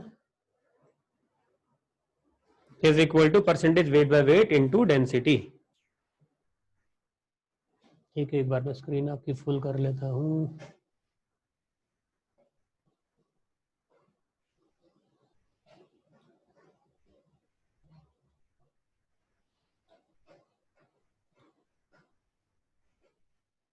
हाँ, लैपटॉप पे प्रिंट स्क्रीन का ऑप्शन रहता है, लैपटॉप पे प्रिंट स्क्रीन का एक ऑप्शन होता है, वहां से स्क्रीनशॉट जैसा नहीं, प्रिंट स्क्रीन करके आपको कहीं कॉपी करते जाना पड़ेगा। एक वर्ड फाइल खोल सकते हो साइड में, प्रिंट स्क्रीन करोगे तो अपने आप वहां से कॉपी हो जाती है स्क्रीन, उसको आप वर्ड में या पेंट में कहीं पे कंट्रोल वी करके पेस्ट कर सकते हो। ठीक है, अब इस वाले रिलेशन को याद रखने का तरीका बता देता हूं मैं। ठीक है, डेंसिटी सॉल्यूशन की, हाँ डेंसिटी सॉल्यूशन की, देखो जो चीजों के अंदर हम कई बार मेंशन नहीं करते हो बाय डिफॉल्ट सॉल्यूशन के रहेंगे, पर्टिकुलरली से डेंसिटी के रिगार्डिंग डेटा है, और डेनोमिनेटर में जो चलता है, numerator is always about solute, denominator में जो दिखता है वो मोस्टली मोलालिटी को छोड़ करके हर केस के अंदर इट इज रिगार्डिंग सॉल्यूशन। ठीक है, अदर देन दैट जो डेटा इज डेंसिटी वगैरह जब तक बोला ना जाए कुछ और स्पेसिफाई करके, density is for solution only. ठीक है, तो अब मैं इसको याद रखने का लॉजिक बता देता हूं आपके लिए, थोड़ा आसान पड़ जाएगा, डायमेंशनली चेक करके याद हो जाता है basically. Percentage weight by wait, ये तो मास और मास का रेशियो, कोई डायमेंशन नहीं है, लेकिन इधर डायमेंशन आ रही ग्राम पर एमएल, तो ग्राम पर एमएल की डायमेंशन चाहिए तो डेंसिटी ऑफ कोर्स इसी के साथ मल्टीप्लाई होगा। ये वो कंफ्यूजन अवॉइड करने के लिए कि डेंसिटी इसके साथ मल्टीप्लाई होती थी किसके साथ, तो आपको डायमेंशनली दिख जाएगा, दिस इज डायमेंशनलेस, इधर डायमेंशन आ रही ग्राम पर एमएल, तो डेंसिटी इस डायमेंशनलेस क्वांटिटी साथ मल्टीप्लाई करने पे दोनों तरफ ग्राम पर एमएल की यूनिट्स आ जाएंगी। ठीक है,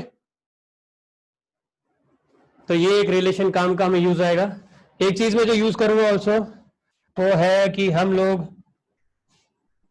मतलब आपके कन्वीनियंस पे आप करना चाहे तो कर सकते हैं, मैं ऐसा लेने वाला हूं कि इसको मैं एक्स बुला लिया करूंगा, तो percentage weight by volume is x D, x is what, percentage by मास या परसेंटेज वेट बाय वेट। ठीक है, इसको हम एक्स के द्वारा डिनोट कर रहे हैं। दूसरे उस पर आ जाते हैं अपन अब, सेकेंड कन्वर्जन,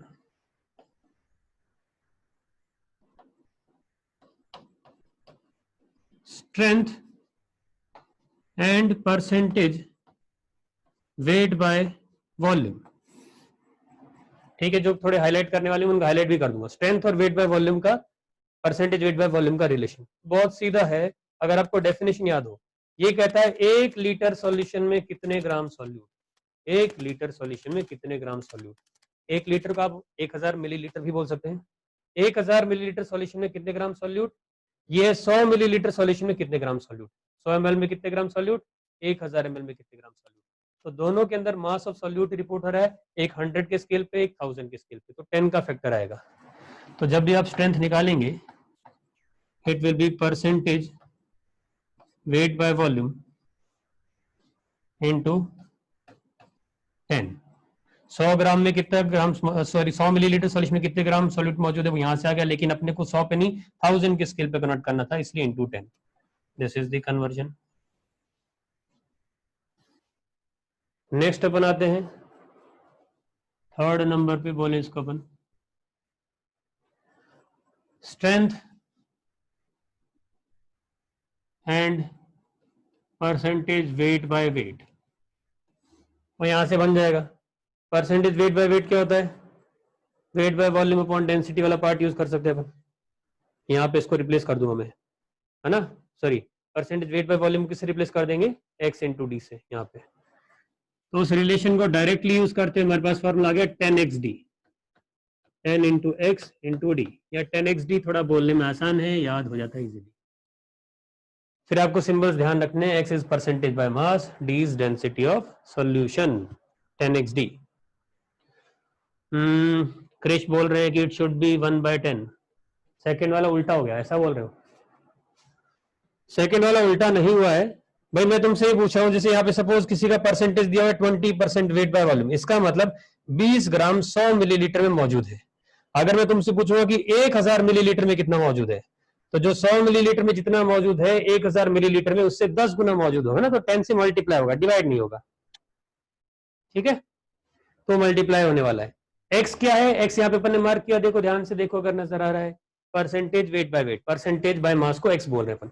ठीक है, ये तीसरा इंटर कन्वर्जन, फटाफट चलेंगे थोड़ा भी, नोट भी फास्ट फास्ट करते जाओ, स्क्रीनशॉट वगैरह लेना है वो ले लो, इनके टाइम की कमी पड़ती है, लेकिन ज्यादा अच्छा मैं फिर से बोलूंगा लिखना ही ज्यादा अच्छा है, क्योंकि मैं भी लिख ही रहा हूँ आपके साथ में, तो साथ साथ में अपन लिख सकते हैं, स्पीड मैच कर सकते इतना अपन।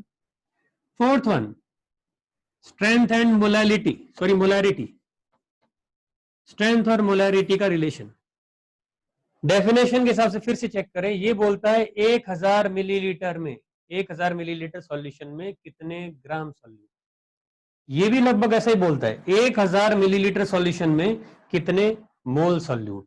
ठीक है, तो दोनों बहुत सिमिलर हैं, दोनों में 1000 ml या 1 लीटर ऑफ सॉल्यूशन है, लेकिन एक में मास रिपोर्ट हो रहा है, एक में मोल्स। तो बस मास और मोल का इंटर कन्वर्जन जो है वो अपना काम आएगा यहाँ पे। तो हम ये बोल सकते हैं कि molarity is equal to strength upon molar mass of solute. ये आप लोग थोड़ा प्रॉपर लैंग्वेज में भी लिख सकते हैं। जब मैं कैपिटल एम सिंबल यूज कर रहा हूं with some notation, it is representing molar masses. ठीक है, ऐसा यूज करेंगे हम, capital M with some notation, that means molar mass of that component, molar mass of solute। ठीक है, simply capital M it is molarity, ऐसे small m के अंदर simply small m it is molality, small m with some notation or subscript it is mass of that thing। तो small m will be mass of, जैसे यहाँ पे मैं small m भी अगर लिखा होता तो it would be mass of solute B, but this is not mass, this is molar mass of solute। ठीक है, तो एक एग्जांपल से बताता हूं, ओरली थोड़ा ध्यान से सुनना, जिन बच्चों की थोड़ा कम क्लियर हो, है ना, तो उनको मैं बता देता हूं।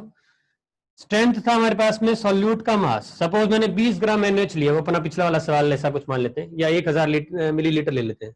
20 ग्राम NaOH 1 लीटर सॉल्यूशन में, तो स्ट्रेंथ कितनी आ गई, 20 ग्राम पर लीटर, 20 ग्राम्स पर लीटर। मुझे चाहिए मोलैरिटी, तो मोलैरिटी में मुझे क्या निकालना होता है कि 1 लीटर सॉल्यूशन में कितने मोल सॉल्यूट के प्रेजेंट है, सॉल्यूट के मोल्स निकालने। तो मोल्स निकालने के लिए मैं क्या करूंगा, भाई मास तो पता ही 20 ग्राम मौजूद है, मोल्स निकालने के लिए मोलर मास से डिवाइड करूंगा। तो strength is basically mass of solute in 1 litre, ये मास ऑफ सॉल्यूट लिखा है 1 लीटर में जो होता है, उसको उसके मोलर मास से डिवाइड करके हमने मोल्स ऑफ सॉल्यूट बना लिया। ठीक है, या आप इसको इधर ले जाके ले सकते हैं, थोड़ा मल्टीप्लाई के हिसाब से याद करना आसान लगता हो। तो स्ट्रेंथ बराबर MMB, M into MB, molarity into molar mass of solute. ये एक इंटर कन्वर्जन आ गया। फटाफट प्रिंट स्क्रीन मारो या फटाफट नोट करते जाओ, समय बहुत दे रहे साथ साथ में, इतनी देर में नोट हो जाना चाहिए। ठीक है, मोल्स तो क्यों मल्टीप्लाई होंगे, ये मोल्स इसके अंदर आई, मोल्स ही तो निकालने थे, ये मोल्स निकाल लिए अपन ने सीधा सीधा, है ना। कितना मास 1 लीटर में मौजूद है वो स्ट्रेंथ होता है, कितने मोल्स 1 लीटर में मौजूद है, तो डायरेक्टली मोल्स मास को अपन ने मोल्स में कन्वर्ट कर लिया, मोलर मास से डिवाइड करके। ये मोल्स सीधे सीधे 1 लीटर के अंदर आ चुके हैं, दैट इज मोलैरिटी आ चुका है। अगली स्लाइड पे चलेंगे, प्लस करते हैं। ठीक है, 5वां इंटर कन्वर्जन वो आ गया मोलैरिटी और वेट बाय वेट का इंटर कन्वर्जन। तो यहां पे पिछली स्लाइड पे जाके इसको क्लियर करते हैं। परसेंटेज वेट बाय वेट को अपन यूज करने वाले और मोलैरिटी को यूज करने वाले हैं। ठीक है, उनका रिलेशन देखने वाले। तो देखो स्ट्रेंथ का फॉर्मूला आया था 10xd। ठीक है, यहाँ पे x क्या है, परसेंटेज वेट बाय वेट या परसेंटेज बाय मास। ये फॉर्मूला मैं यहाँ पे सब्स्टिट्यूट कर दूं अगर इस जगह पे, स्ट्रेंथ की जगह पे, तो we will have relation between molarity and percentage by mass. ठीक है, वही चीज अपन लिख रहे हैं आप। So molarity is equal to 10xd upon molar mass of solute, 10xd upon molar mass of solute. ठीक है, अगला रिलेशन मोलैरिटी और परसेंटेज वेट बाय वेट का relation 10xd by 10xd by molar mass of solute. 6th conversion which is important one, molarity और molality का। ये एक सवाल के तौर पे भी आपके मॉड्यूल में था, तो रिलेशन मुझे याद हो गया है, मैं लिख देता हूं। Molality is equal to 1000 times the molarity upon 1000 times the density of solution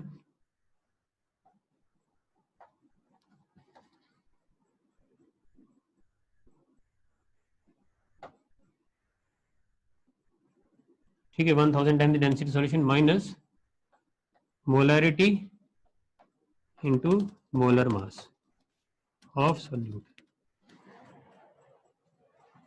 x जो मैं बना रहा हूं देख लीजिए, एक्स इसी तरह बना रहा हूं, इसको एक्स नहीं ले लेना, एक्स का नोटेशन अलग तरह से मल्टीप्लाई लिखा, एम भी लिख सकते हैं आप। तो मोलैलिटी और मोलैरिटी का रिलेशन आप ध्यान रखें।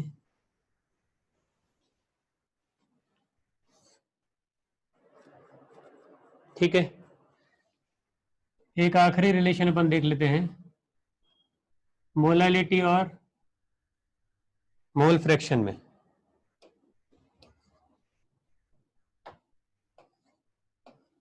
क्या यूज हुआ है,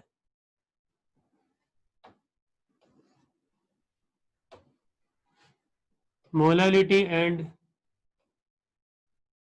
मोल फ्रैक्शन। थोड़ी मेहनत करवा लेते हैं आप लोगों से। मोल फ्रैक्शन ऑफ सॉल्यूट, ये रिलेशन अगर कोई डिराइव कर सकता है तो, है ना। डी की यूनिट क्या है, डेंसिटी ग्राम पर एमएल में ना, डेंसिटी ग्राम पर एमएल में, डेंसिटी ग्राम पर एमएल में है, एक्स हमारा परसेंटेज मास बाय मास है, डी इज डेंसिटी ग्राम पर ML, x percentage mass by mass है। याद याद करने से फायदा रहता है कि चीजें थोड़ी स्पीड अप हो जाती हैं, और आपको समझ के करना है अगर, तो अपन लॉजिक से जा सकते हैं, डेफिनेशन से, है ना। फॉर्मुलेशन हमारी लाइफ को इजी बनाने के लिए होते हैं, दिखते कॉम्प्लिकेटेड है लेकिन प्रैक्टिस करते करते वो याद हो जाएंगे। अलग से बैठ के घोटने नहीं अपने को कि अपन पन्ना लेके बैठ गए और उसको बार बार पढ़े जा रहे हैं। जितना सवालों में अप्लाई करोगे अपने आप याद हो जाएंगे, और उसके बाद टाइम बचेगा। मेन पॉइंट ये है ना, ये याद हो जाएगा। 11th क्लास में साथ में पढ़ते टाइम थोड़ा ध्यान दिया तो उस टाइम पे थोड़ी थोड़ी चीज यूज की, ऐसा कुछ नहीं है, और प्रैक्टिस करते करते याद होगा, जैसे मैंने बोला। तो उसकी चिंता भी आप मत करो, बस सवाल लगाओ, एक दिन थोड़ा ध्यान से पढ़ लो, उसके बाद सवाल लगाते टाइम बिना देखे अप्लाई करो तो आपको याद हो जाएंगे। ठीक है, एम और मोल फ्रैक्शन में रिलेशन निकालो भाई। प्रिंट स्क्रीन सीधा ही रहता है, अब मेरे लैपटॉप में डायरेक्टली प्रिंट स्क्रीन है, जो बोले विंडोज प्लस प्रिंट स्क्रीन वो देख लेंगे, है ना, कैसे प्रिंट स्क्रीन करते हैं। मोल फ्रैक्शन बराबर molality into molar mass of solvent upon 1000, ऐसा कुछ रिलेशन लिखा है कुछ बच्चों ने। चलो ठीक है, मैं लिख देता हूं यहाँ पे, आप टैली कर लेंगे। Molality is equal to mole fraction of solute, that is XB, upon mole fraction of solvent, that is XA। इधर की तरफ डेनोमिनेटर के अंदर molar mass of solvent upon में 1000। ठीक है, तो ये कन्वर्ट हो जाएगा M equal to XB upon XA into 1000 numerator में आएगा, मोलर मास ऑफ सॉल्वेंट नीचे आ जाएगा। ठीक है, ए इज सॉल्वेंट, आप पूरा लिख सकते हैं, मैं बोल भी रहा हूँ बार बार, जिन बच्चों को लैंग्वेज में पूरा लिखना है वो लिखें, x of solute upon x of solvent. या आप ये कन्वर्जन अपना बाद में नोटेशन का बाद में लिखें, अभी एज इट इज लिख लो, बाद में आप अपने हिसाब से चेंज कर सकते हो।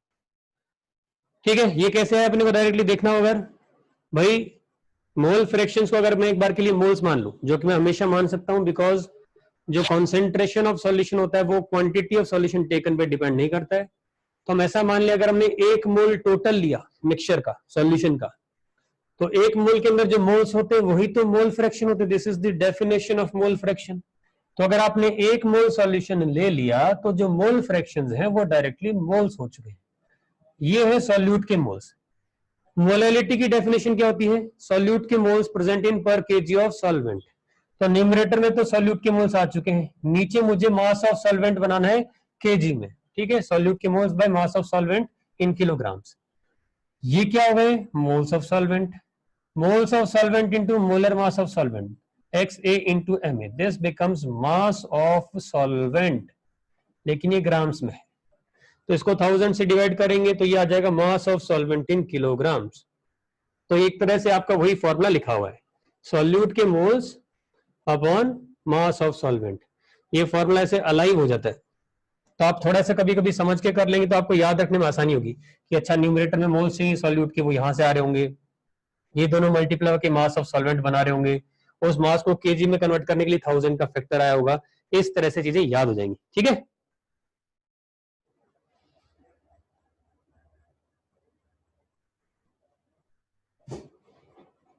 मोल फ्रैक्शन ऑफ सॉल्यूट को मोलर मास ऑफ सॉल्वेंट से डिवाइड कर दिया, मोलैलिटी से। डायरेक्टली कैसे निकल के आएगा सुमित, सॉल्यूट की मोल फ्रैक्शन को सॉल्वेंट के मोलर मास से डिवाइड करके कैसे निकलेगा, क्योंकि यहाँ पे मोलर मास से थोड़ी डिवाइड करते हैं अपन। जो मोलैलिटी की डेफिनेशन में नीचे पर केजी ऑफ सॉल्वेंट होता है that is not molar mass, that is the actual mass of the solvent, ठीक है। तो मोलर मास से डायरेक्टली डिवाइड नहीं होगा, यहाँ पे अपने को मास ऑफ सॉल्वेंट निकालना होगा, केजी में कन्वर्ट करना होगा। This is the conversion. ये इंपॉर्टेंट कन्वर्जन या ये कुछ पॉपुलर कन्वर्जन में लिखे, जो मोस्ट इंपॉर्टेंट या मोस्ट पॉपुलर हैं, जो ज्यादा दिखते हैं इनमें भी, वो मैं मार्क कर देता हूँ। जैसे आपको सवालों के अंदर इसका यूज दिख जाएगा अच्छा खासा, ये दिख रहा होता है। परसेंटेज वेट बाय वेट से कन्वर्जन वाली, ये डेंसिटी का उपयोग करवाते साल में, देखा डेंसिटी का यूज, डेंसिटी का यूज, डेंसिटी से रिलेटेड वाले जो है वो आपको इंपॉर्टेंट दिखेंगे।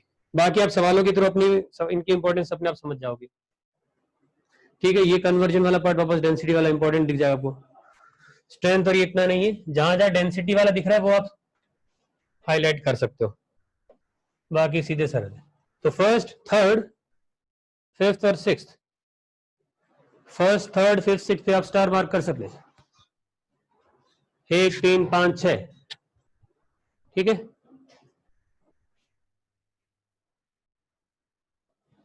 फोर्थ वाला रीचेक करने बोल रहे हैं, गलत है वो, ऐसा कुछ बच्चे बोल रहे हैं, अभी भी डाउट है कुछ को, शायद देख लेते हैं अपन क्या गलत है कि क्या है। तो देखो भाई, मैं एग्जांपल से बता देता हूँ, चलो फोर्थ वाले को, एस बाय एम बी, जिन बच्चों को डाउट जा रहा हो,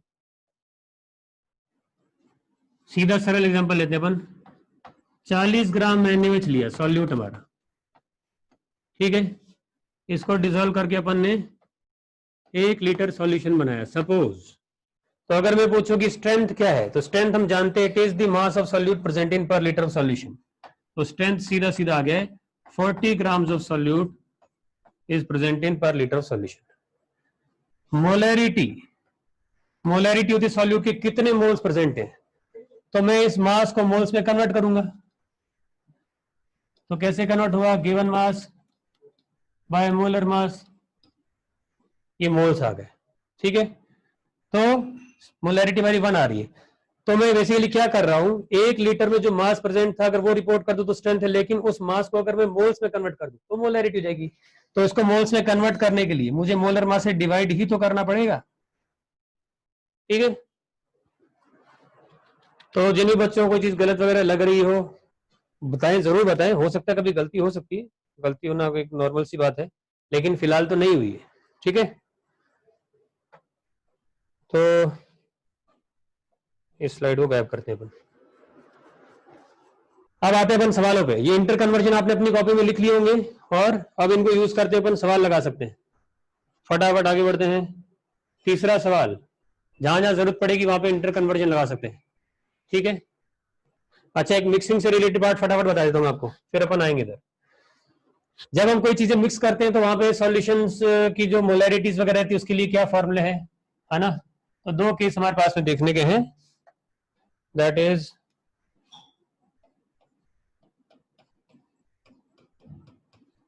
डाइल्यूशन फार्मूला और मिक्सिंग का। अगर हम एक सॉल्यूशन लेते हैं किसी सॉल्यूट का और उसमें उसका सॉल्वेंट की मात्रा बढ़ा दें सॉल्यूट को वैसे रखते हुए, तो हम बोलते हैं डाइल्यूशन हो रहा है, ठीक है। किसी सॉल्यूशन के अंदर सॉल्यूट की मात्रा वही रखते हुए सॉल्वेंट एक्स्ट्रा बढ़ा देना डाइल्यूशन कहलाता है। तो अगर ओरिजिनल सॉल्यूशन की मोलैरिटी M1 थी, उसका वॉल्यूम V1 था, ठीक है, और फाइनल सॉल्यूशन की मोलैरिटी आफ्टर डाइल्यूशन M2 हो चुकी है और वॉल्यूम चेंज होकर V2 हो चुका है, तो ये दोनों बराबर होते हैं। रीजन बीइंग, ये प्रोडक्ट मोल्स है भाई, मोलैरिटी का फॉर्मूला आपने देखा था, moles of solute by volume of solution. V को उधर ले जाओ तो क्या बनता है, मोलैरिटी इनटू वॉल्यूम, ये है सॉल्यूट के मोल्स।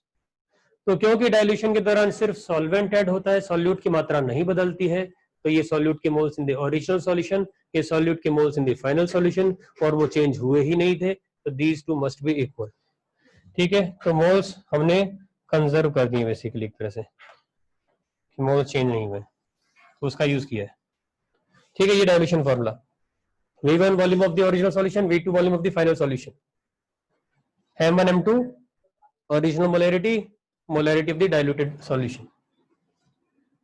मिक्सिंग का केस,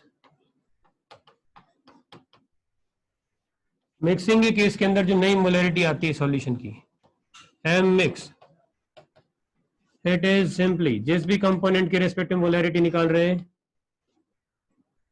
उसका m1 v1 from first solution, m2 v2 from second solution and so on, जितने भी हमने मिक्स किए, अपॉन नीचे volume of the final solution. ठीक है, ये डाइल्यूशन फार्मूला, ये मिक्सिंग का फार्मूला, ये सिमिलर फार्मूले नॉर्मेलिटी में भी लग जाते हैं। ठीक, डाइल्यूशन का फार्मूला, मिक्सिंग का फार्मूला। वापस से मैं बताऊंगा ये क्या है, सॉल्यूट के मोल्स। पहले सॉल्यूशन से कितने मोल्स आए, जैसे आप दो सॉल्यूशन को एक बड़े बीकर में मिक्स करने जा रहे हैं, तो इसने कितना कंट्रीब्यूट किया, इसने कितना कंट्रीब्यूट किया, दोनों का कंट्रीब्यूशन जोड़ के total moles in the solution जो है वो लिख लूंगा। अगर और भी है तो ऐसे सबके ऐड कर देंगे, कितने टोटल मोल्स सॉल्यूट के आ चुके हैं, those total moles are in the numerator, और फाइनली क्या वॉल्यूम हो चुका है, that is in the denominator. By default वैसे ये लीटर में चल रहा है, फिर भी मैं हाईलाइट कर देता हूं, volume of solution in litres. अगर आप यहाँ पे मिलीलीटर लेके चल रहे हैं वॉल्यूम्स में, तो ये आपके मिलीमोल्स हो जाएंगे, मिलीमोल्स मिलीमोल्स मिलीमोल्स करते हुए आपने सबके ऐड किए, अपॉन फाइनल सॉल्यूशन का वॉल्यूम इन मिलीलीटर हो जाएगा। ठीक है, प्रेसिपिटेशन क्लासेस आपकी ऑल्टरनेट डेज पे जा रही है। प्रेसिपिटेशन हाँ सेम स्पीशीज के लिए जा रहे हैं ना, सेम स्पीशीज के लिए। तो जैसे मैंने दो अलग अलग सॉल्यूट मिला दिए, तो फिर रिजल्टेंट मोलैरिटी ऐसे नहीं निकालेंगे, मतलब ये तो अलग अलग के मोल्स हो जाएंगे, एक ही कंपोनेंट के मोल्स हम ऐड कर रहे हैं, तो ऐसे ऐड करते जाएंगे। और प्रेसिपिटेशन अगर हो जाता है किसी केस के अंदर, रिएक्शन वाली बात आप कर रहे हैं, दो चीजें रिएक्ट कर रही है, सेम चीज होगी तब तो प्रेसिपिटेट होगा ही नहीं। दो डिफरेंट चीजें मिलाओगे तो उस केस के लिए फॉर्मूले नहीं है, फिर तो आपको देखना पड़ता है कितना अमाउंट सेपरेट आउट हो गया, कितना रिएक्ट हो गया, जो बचा है उसके हिसाब से मोलैरिटी। वहां पे कॉमन सेंस ज्यादा अच्छा है फॉर्मूले से डेफिनेशन यूज करते हुए। अब फटाफट जाते हैं सवालों की तरफ, थोड़ा समय हमारे पास बचा है। ठीक है, क्वेश्चन पे आते हैं। इन फॉर्मूलों को यूज करते हुए क्वेश्चंस पे प्रोसीड कर सकते हैं, बेसिक डेफिनेशन यूज करते हुए प्रोसीड हो सकते हैं। Find the molarity of the HCl, note कर लेंगे सवाल। ठीक है, find the molarity of the HCl in the final solution when 18.25 grams of it is mixed in a 1500 milliliter of 1 molar HCl solution। Volume के changes नहीं है।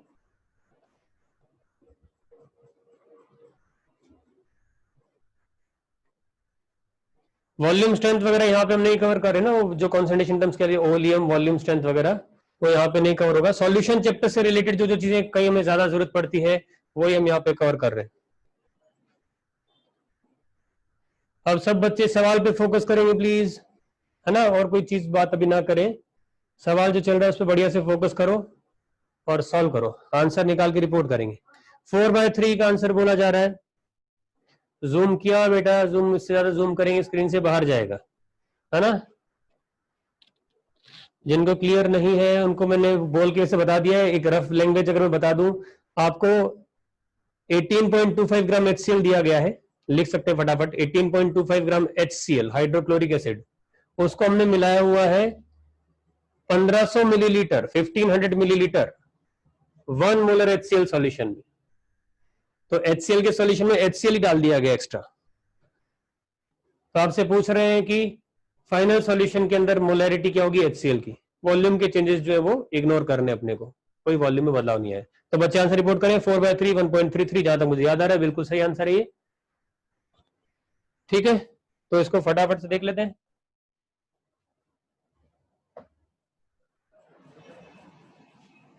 Molarity की जो फंडामेंटल डेफिनेशन है, जो फॉर्मूला, उसी को यूज करूंगा मैं। तो उसके लिए मतलब मिक्सिंग, डाइल्यूशन, वो सारा कुछ यहाँ कवर हो जाता है। ये अप्रोच जो मैं पर्सनली प्रेफर करता हूँ।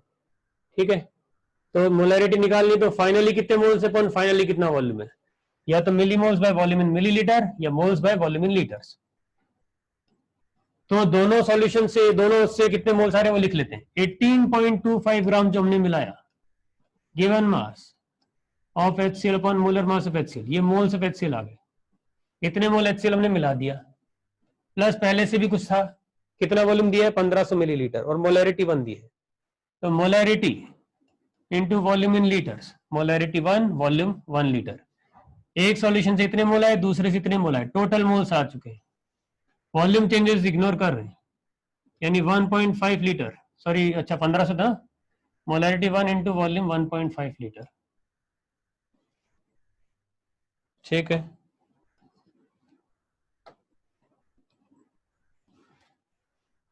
तो इससे आंसर आ जाएगा। ये आ रहा है हाफ, हाफ और 1.5 मिलके 2 हो गया, तो this is 2/3/2, that is 4/3 final molarity.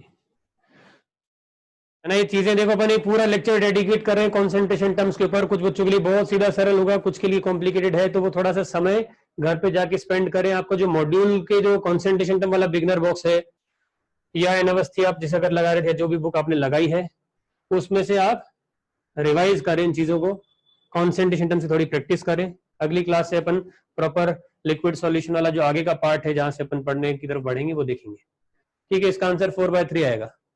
सीधा सरल फॉर्मूला लगाए, मोल्स और solute by volume of solution in litres. Moles total कितना है दोनों जगह से जोड़ लिए।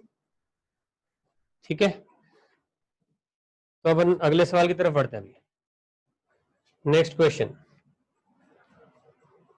नेक्स्ट क्वेश्चन आपको दिख रहा है, फाइंड द मोलैरिटी। मैं डिक्टेट भी कुछ हद तक कर रहा हूं, तो बच्चे जो नोट कर रहे हैं जिनको दिख नहीं रहा है ठीक से, वो थोड़ा स्पीड पे नोट करेंगे please. Find the molarity of solute in final solution. बाकी बच्चे जिनको दिख रहा है वो सॉल्व करना चालू करें। Find the molarity of solute in final solution when 200 millilitre 2 molar NaOH solution. Find the molarity of solute in the final solution when 200 milliliter 2 molar NaOH solution is mixed with 300 milliliter 1 molar NaOH solution is mixed with 300 milliliter 1 molar NaOH solution, and the final solution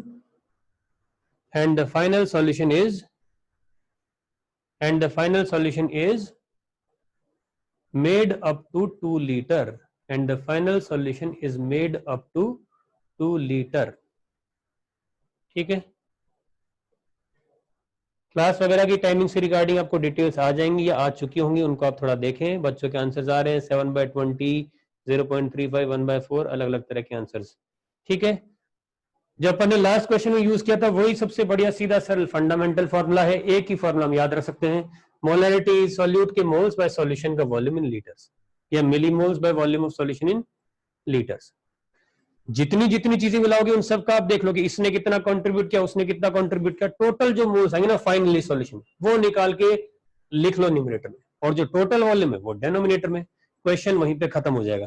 तो जिन बच्चों को पिछला सवाल doubt था वो इस सवाल के थ्रू समझ जाए चीजें ना, प्लीज थोड़ा अच्छे से ध्यान देंगे, सवाल सरल है, चीजें हो जाएंगी।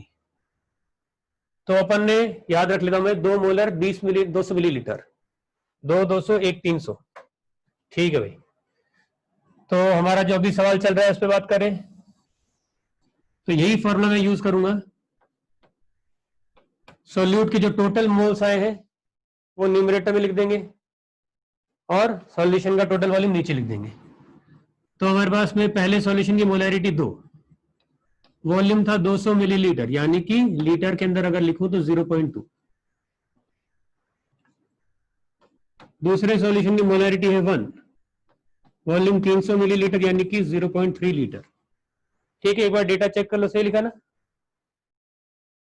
2 की मोलैरिटी 200 मिलीलीटर का वॉल्यूम, दूसरे वाले की 1 की मोलैरिटी 300 मिलीलीटर का वॉल्यूम। ओके ठीक है, और अपॉन में टोटल वॉल्यूम। अब टोटल वॉल्यूम कई बार बच्चों की आदत होती है कि वो m1v1 plus m2v2 upon v1 plus v2। अभी v1 प्लस v2 कर दोगे तो गलत हो जाएगा, एक्चुअल में पानी भी मिला के टोटल वॉल्यूम 2 लीटर बोल दिया गया है, तो वो 2 लीटर अपने को यहाँ डिवाइड करना है। तो अब 0.5 से डिवाइड मत कर देना, ठीक है, 2 से डिवाइड होगा। तो 0.4, 0.3, 0.7/2, दैट इज 7/20। ठीक है, एकदम 7/20 की मोलैरिटी आ गई।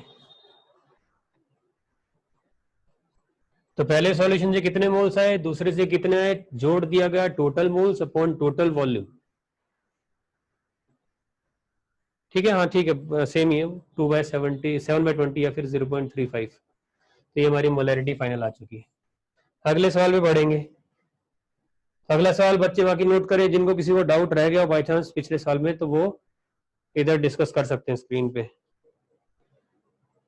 2 क्यों आया? सूरज ऐसा पूछ रहे हैं। तो सूरज देखो सवाल के अंदर दिया हुआ है कि 2 लीटर बना दिया गया था सॉल्यूशन को,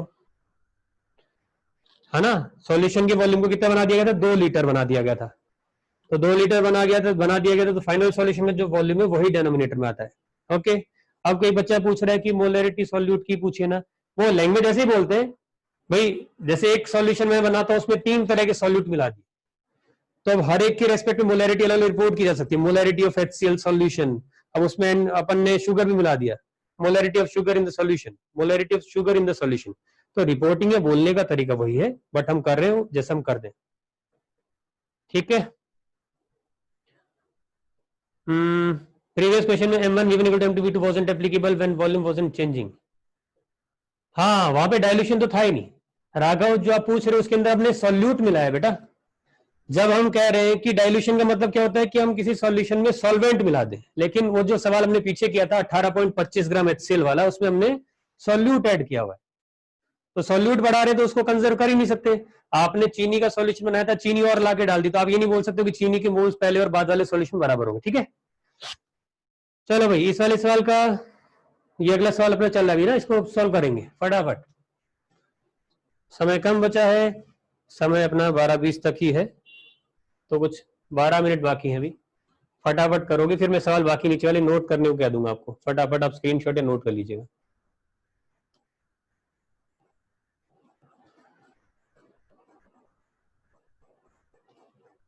डिक्टेट में कर देता हूं, फिर भी कुछ बच्चों को अगर क्लियर ना दिख रहा हो। Find the volume of water, बाकी बच्चे सॉल्व करते जाएंगे। Find the volume of water that needs to be added, find the volume of water that needs to be added to 250 milliliter. Find the volume of water that needs to be added to 250 milliliter 1 molar sugar solution. Find the volume of water that needs to be added to 250 milliliter 1 molar sugar solution to get a sugar solution, to get a sugar solution of concentration, to get a sugar solution of concentration 1.71% weight by volume, 1.71% W by V, और sugar का molar mass दिया हुआ है 342 grams. Sugar का molar mass 342 grams. तो answer आ रहे हैं कुछ बच्चों के, देख लिया, एक बच्चा बार बार टाइप ना करे। चलो ठीक है, 50 ml बहुत सारे लोग बोल रहे हैं, 4.75 लीटर, 19,750 मिलीलीटर। ठीक है, बहुत तरह के आंसर्स। तो सवाल के अंदर अपने क्या क्या दिया और क्या पूछा, इस पे चलेंगे अपन। हमसे पूछ रहे हैं कि पानी का कितना वॉल्यूम हम ऐड करें। ओरिजिनल सॉल्यूशन था 1 मोलर और 250 मिलीलीटर, इसके अंदर कितना पानी मिला दें कि हमारा जो फाइनल सॉल्यूशन बने उसका कॉन्सेंट्रेशन 1.71% वेट बाय वॉल्यूम हो जाए। तो ये डाइल्यूशन का केस है। डाइल्यूशन का फंडामेंटल लॉजिक क्या था कि सॉल्यूट की मात्रा नहीं बदलती, आप सॉल्यूट का अमाउंट कंजर्व कर सकते हैं। आप चाहे तो मास कंजर्व कर लें कि पहले जितना सॉल्यूट का मास था उतना ही मास बाद वाले पे भी होगा। आप चाहे तो मोल्स कंजर्व कर लें। मोल्स वाली हैबिट हमें जनरली रहती है, तो मैं मोल्स वाले थॉट से जा रहा हूं कि ओरिजिनल सॉल्यूशन में जितने मोल्स थे सॉल्यूट के, फाइनल सॉल्यूशन के अंदर भी उतने मोल सॉल्यूट के रहे होंगे, क्योंकि हमने सिर्फ डाइल्यूशन किया है। इस थॉट से प्रोसीड करते हैं, यानी M1 V1 equal to M2 V2 का रिलेशन यूज कर सकते हैं। अब बस ये है कि हमारे पास M1 है, V1 है, M2 की जगह में परसेंटेज वेट बाय वॉल्यूम दिया हुआ, तो आप अपने इंटर कन्वर्जन टर्म्स यूज करें, रिलेशन यूज करें, परसेंटेज वेट बाय वॉल्यूम से अपन मोलैरिटी पे आएंगे। ठीक है, तो अपन देखते हैं अभी। तो रिलेशन जो हम यूज करने वाले हैं वो रिलेशन है, इस सवाल में डाइल्यूशन का केस होने की वजह से मैं इस अप्रोच से जा रहा हूं, M1 V1 equal to M2 V2। दूसरे थॉट से भी बता दूंगा, मैं 2 तरीके से बता देता हूं।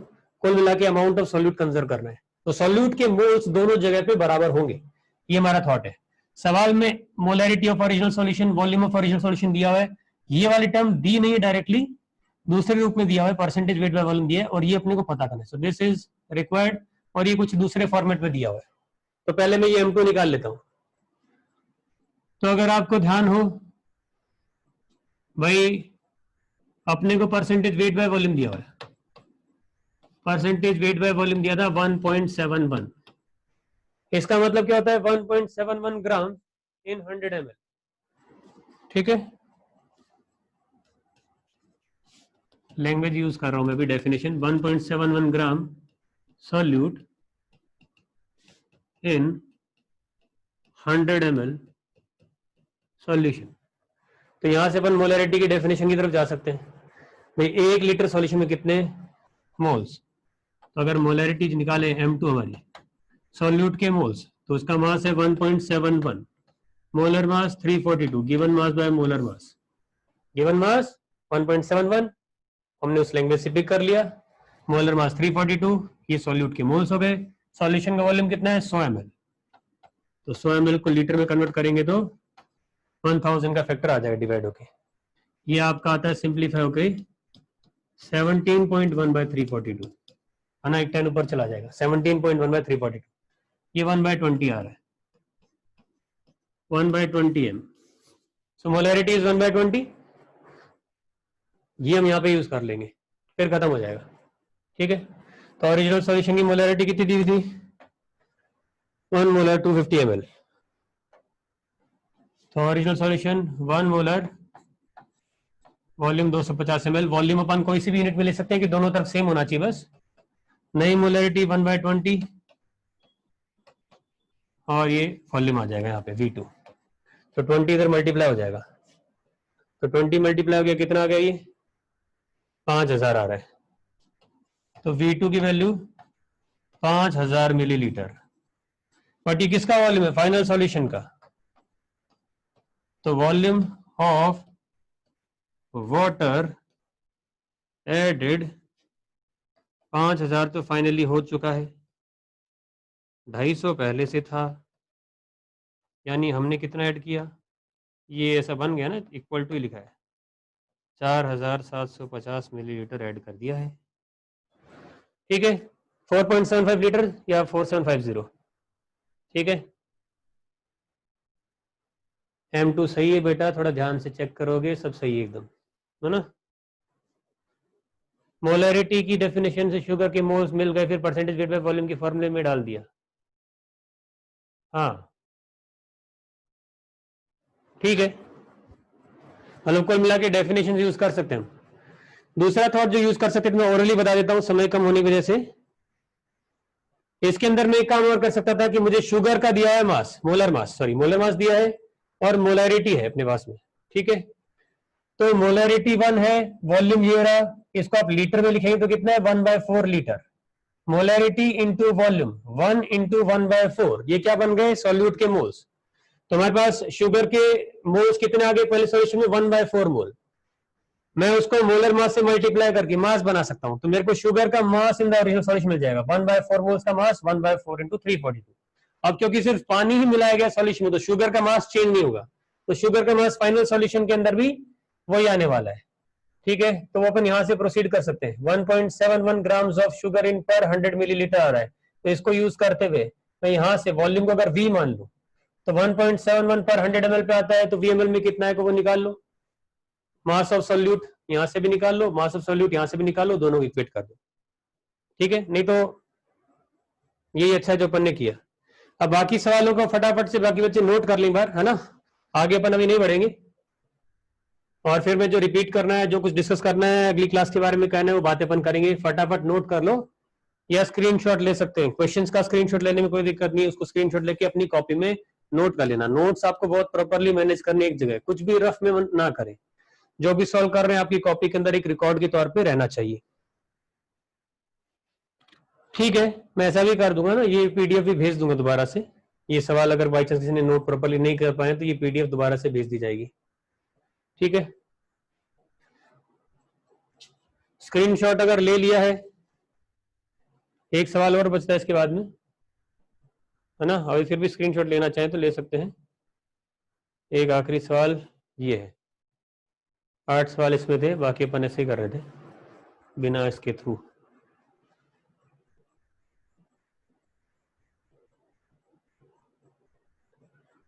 अगली क्लास में अपन थोड़ा सा स्पीड में चलेंगे, मेरे ख्याल से 5-6 सवाल और करेंगे, उसमें 2-1 सवाल अपन पीपीएम वगैरह पे देख लेंगे, कुछ 2-3 सवाल अपन नॉर्मेलिटी से रिलेटेड देख लेंगे। बाकी मेनली आपकी मेहनत वाला पार्ट है जो आप अपने लेवल पे कर लेना, बिगनर बॉक्स के थ्रू कर लेना, या कोई टेक्स्ट कोई बुक लगा रहे हैं आप, रेफरेंस बुक, वहां से कर लीजिएगा।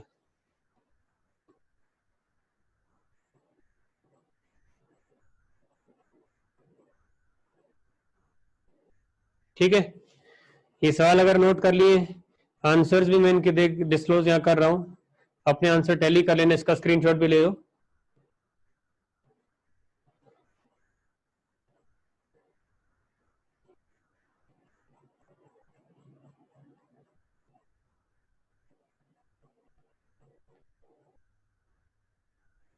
एक आंसर कुछ यहाँ पे डिफरेंट वैसे लग रहा है, 7/20 अपन ने किसी में निकाला था, चलो वो देखेंगे अपन, फिलहाल तो ये आंसर का स्क्रीनशॉट भी ले लो। ठीक है, डन। बॉक्स के अंदर आप कुछ भी कर सकते हैं, बिगनर बॉक्स कर लो आप। अभी लिक्विड सॉल्यूशन का बिगनर बॉक्स में ये सब नहीं है। आपका जो 11th का मॉड्यूल था मोल कॉन्सेप्ट का, उसके मॉड्यूल में से आपके बिगनर बॉक्स 3 के अंदर ये पार्ट आता था, कॉन्सेंट्रेशन टर्म्स। वहां पे सवाल आपको अच्छे भी मिल जाएंगे कुछ और प्रैक्टिस करने के लिए। तो बिगनर बॉक्स वो रिपीट कर लो, और कोई भी रेफरेंस बुक आपके पास में पड़ी हुई है ना, check your chemistry, N Awasthi, Neeraj Kumar, या जो भी बुक आपके पास कुछ पड़ी है, आरसी मुखर्जी, उसमें से आप थोड़ा थोड़ा कॉन्सेंट्रेशन टर्म्स में प्रैक्टिस कर ले। बहुत ज्यादा कुछ नहीं रिक्वायर्ड है, बेसिक बेसिक्स आपको आना चाहिए। ठीक है, पीछे वाली स्लाइड पे आता हूं मैं। क्वेश्चन पूछ रहे बच्चे, आंसर्स वगैरह इतना इंपॉर्टेंट नहीं रखते हैं ये लोग। क्वेश्चन नंबर 8 और 7 ये दोनों एक साथ में। हाँ, फर्स्ट लेवल पे फोकस कर ले अभी ना। हाँ, चलेगी चलेगी, मतलब बेसिक पर्पस ये है। हाँ, लेक्चर्स अपलोड होंगे, लेक्चर्स की रिकॉर्डिंग का डिटेल्स आपके पास में आती जाएगी। और बेसिक पर्पस ये है कि कोई भी बुक लगाने का कि आपको एक थोड़ा सा ब्रीफिंग मिल जाएगी, थोड़ी सी आप वापस से प्रैक्टिस में आ जाओगे। जो मोमेंटम कहीं थोड़ा अपन ने लूज किया, ये चीजें थोड़ी सी दिमाग में फ्रेश हो जाएंगी कि कॉन्सेंट्रेशन टर्म्स से अपन कैसे डील कर रहे थे। तो कोई भी बुक चलेगी। नेक्स्ट क्लास के लिए क्या पढ़ना है? नेक्स्ट क्लास के लिए आप लोग पढ़िएगा कि एनसीईआरटी में से जो वेपर प्रेशर से रिलेटेड पार्ट है ना, एनसीईआरटी के अंदर स्टार्टिंग में पोर्शन जो दिया वो भी अपन कवर नहीं करेंगे। आप बिल्कुल बेसिक इंट्रोडक्शन पहले का पढ़ सकते हैं, उसके बाद आप पढ़ लेना वेपर प्रेशर से रिलेटेड पार्ट। ठीक है, वेपर प्रेशर, और उसके बाद रावर्ट्स लॉ वाला पार्ट। ठीक है, तो आपको जो एनसीईआरटी में से पढ़ना है वो है वेपर प्रेशर वाला पार्ट,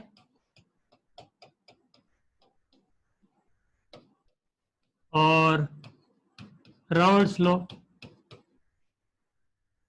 ठीक है, वो आप वहां देखिए, आपको मिल जाएगा। स्पेलिंग इतनी मैटर नहीं है, यही आपको दिख ना रही हो तो एनसीईआरटी मिल जाएगी। रावर्ट्स लॉ, वेपर प्रेशर, ये दो पार्ट से रिलेटेड थोड़ी थोड़ी थ्योरी आप पढ़ के आ जाएंगे। मेरा मोबाइल नंबर मैं आपको दे देता हूं, ये व्हाट्सएप पर है, 9993889771। आप में से काफी सारे बच्चों के लिए ये जो क्लास थी बहुत बेसिक रही होगी, और कुछ के लिए थोड़ा प्रैक्टिस रही होगी, प्रैक्टिस काम आ गई होगी। तो नेक्स्ट क्लास से हम सभी बच्चों के लिए नया कंटेंट चालू हो जाएगा। सब बच्चे बढ़िया से फोकस्ड रहें। ठीक है, 9993888771, ये मेरा मोबाइल नंबर, इस पर आप कांटेक्ट कर सकते हो। कोई डाउट वगैरह कुछ लगता है, कुछ पूछना हो तो। और ये है लास्ट स्लाइड जो अपन देख रहे थे। इसके बाद अपन आज की क्लास को क्लोज करेंगे। पढ़ने वाला पार्ट मैंने आपको बता दिया, वो जरूर पढ़ के आए, प्रैक्टिस थोड़ी इस पे कर ले, ये चीज आगे काम आती रहेगी। एकदम इमीडिएटली काम में नहीं आएगी, बट थोड़ा थोड़ा जैसे सवाल में न्यूमेरिकल पार्ट चालू होगा वहां पे इसका यूज आने लगेगा। ठीक, हाँ, वो आंसर अगर हम एक में कुछ शायद कमी हो सकती है, कोई दिक्कत नहीं। चलिए, अभी टीचर साहब से मिलेंगे जो भी पढ़ाएंगे। Thanks to all of you, बढ़िया से सेफ रहो, ध्यान रखो, टेक केयर। चलो बाय बाय बच्चों, ओके, आ जाएंगे।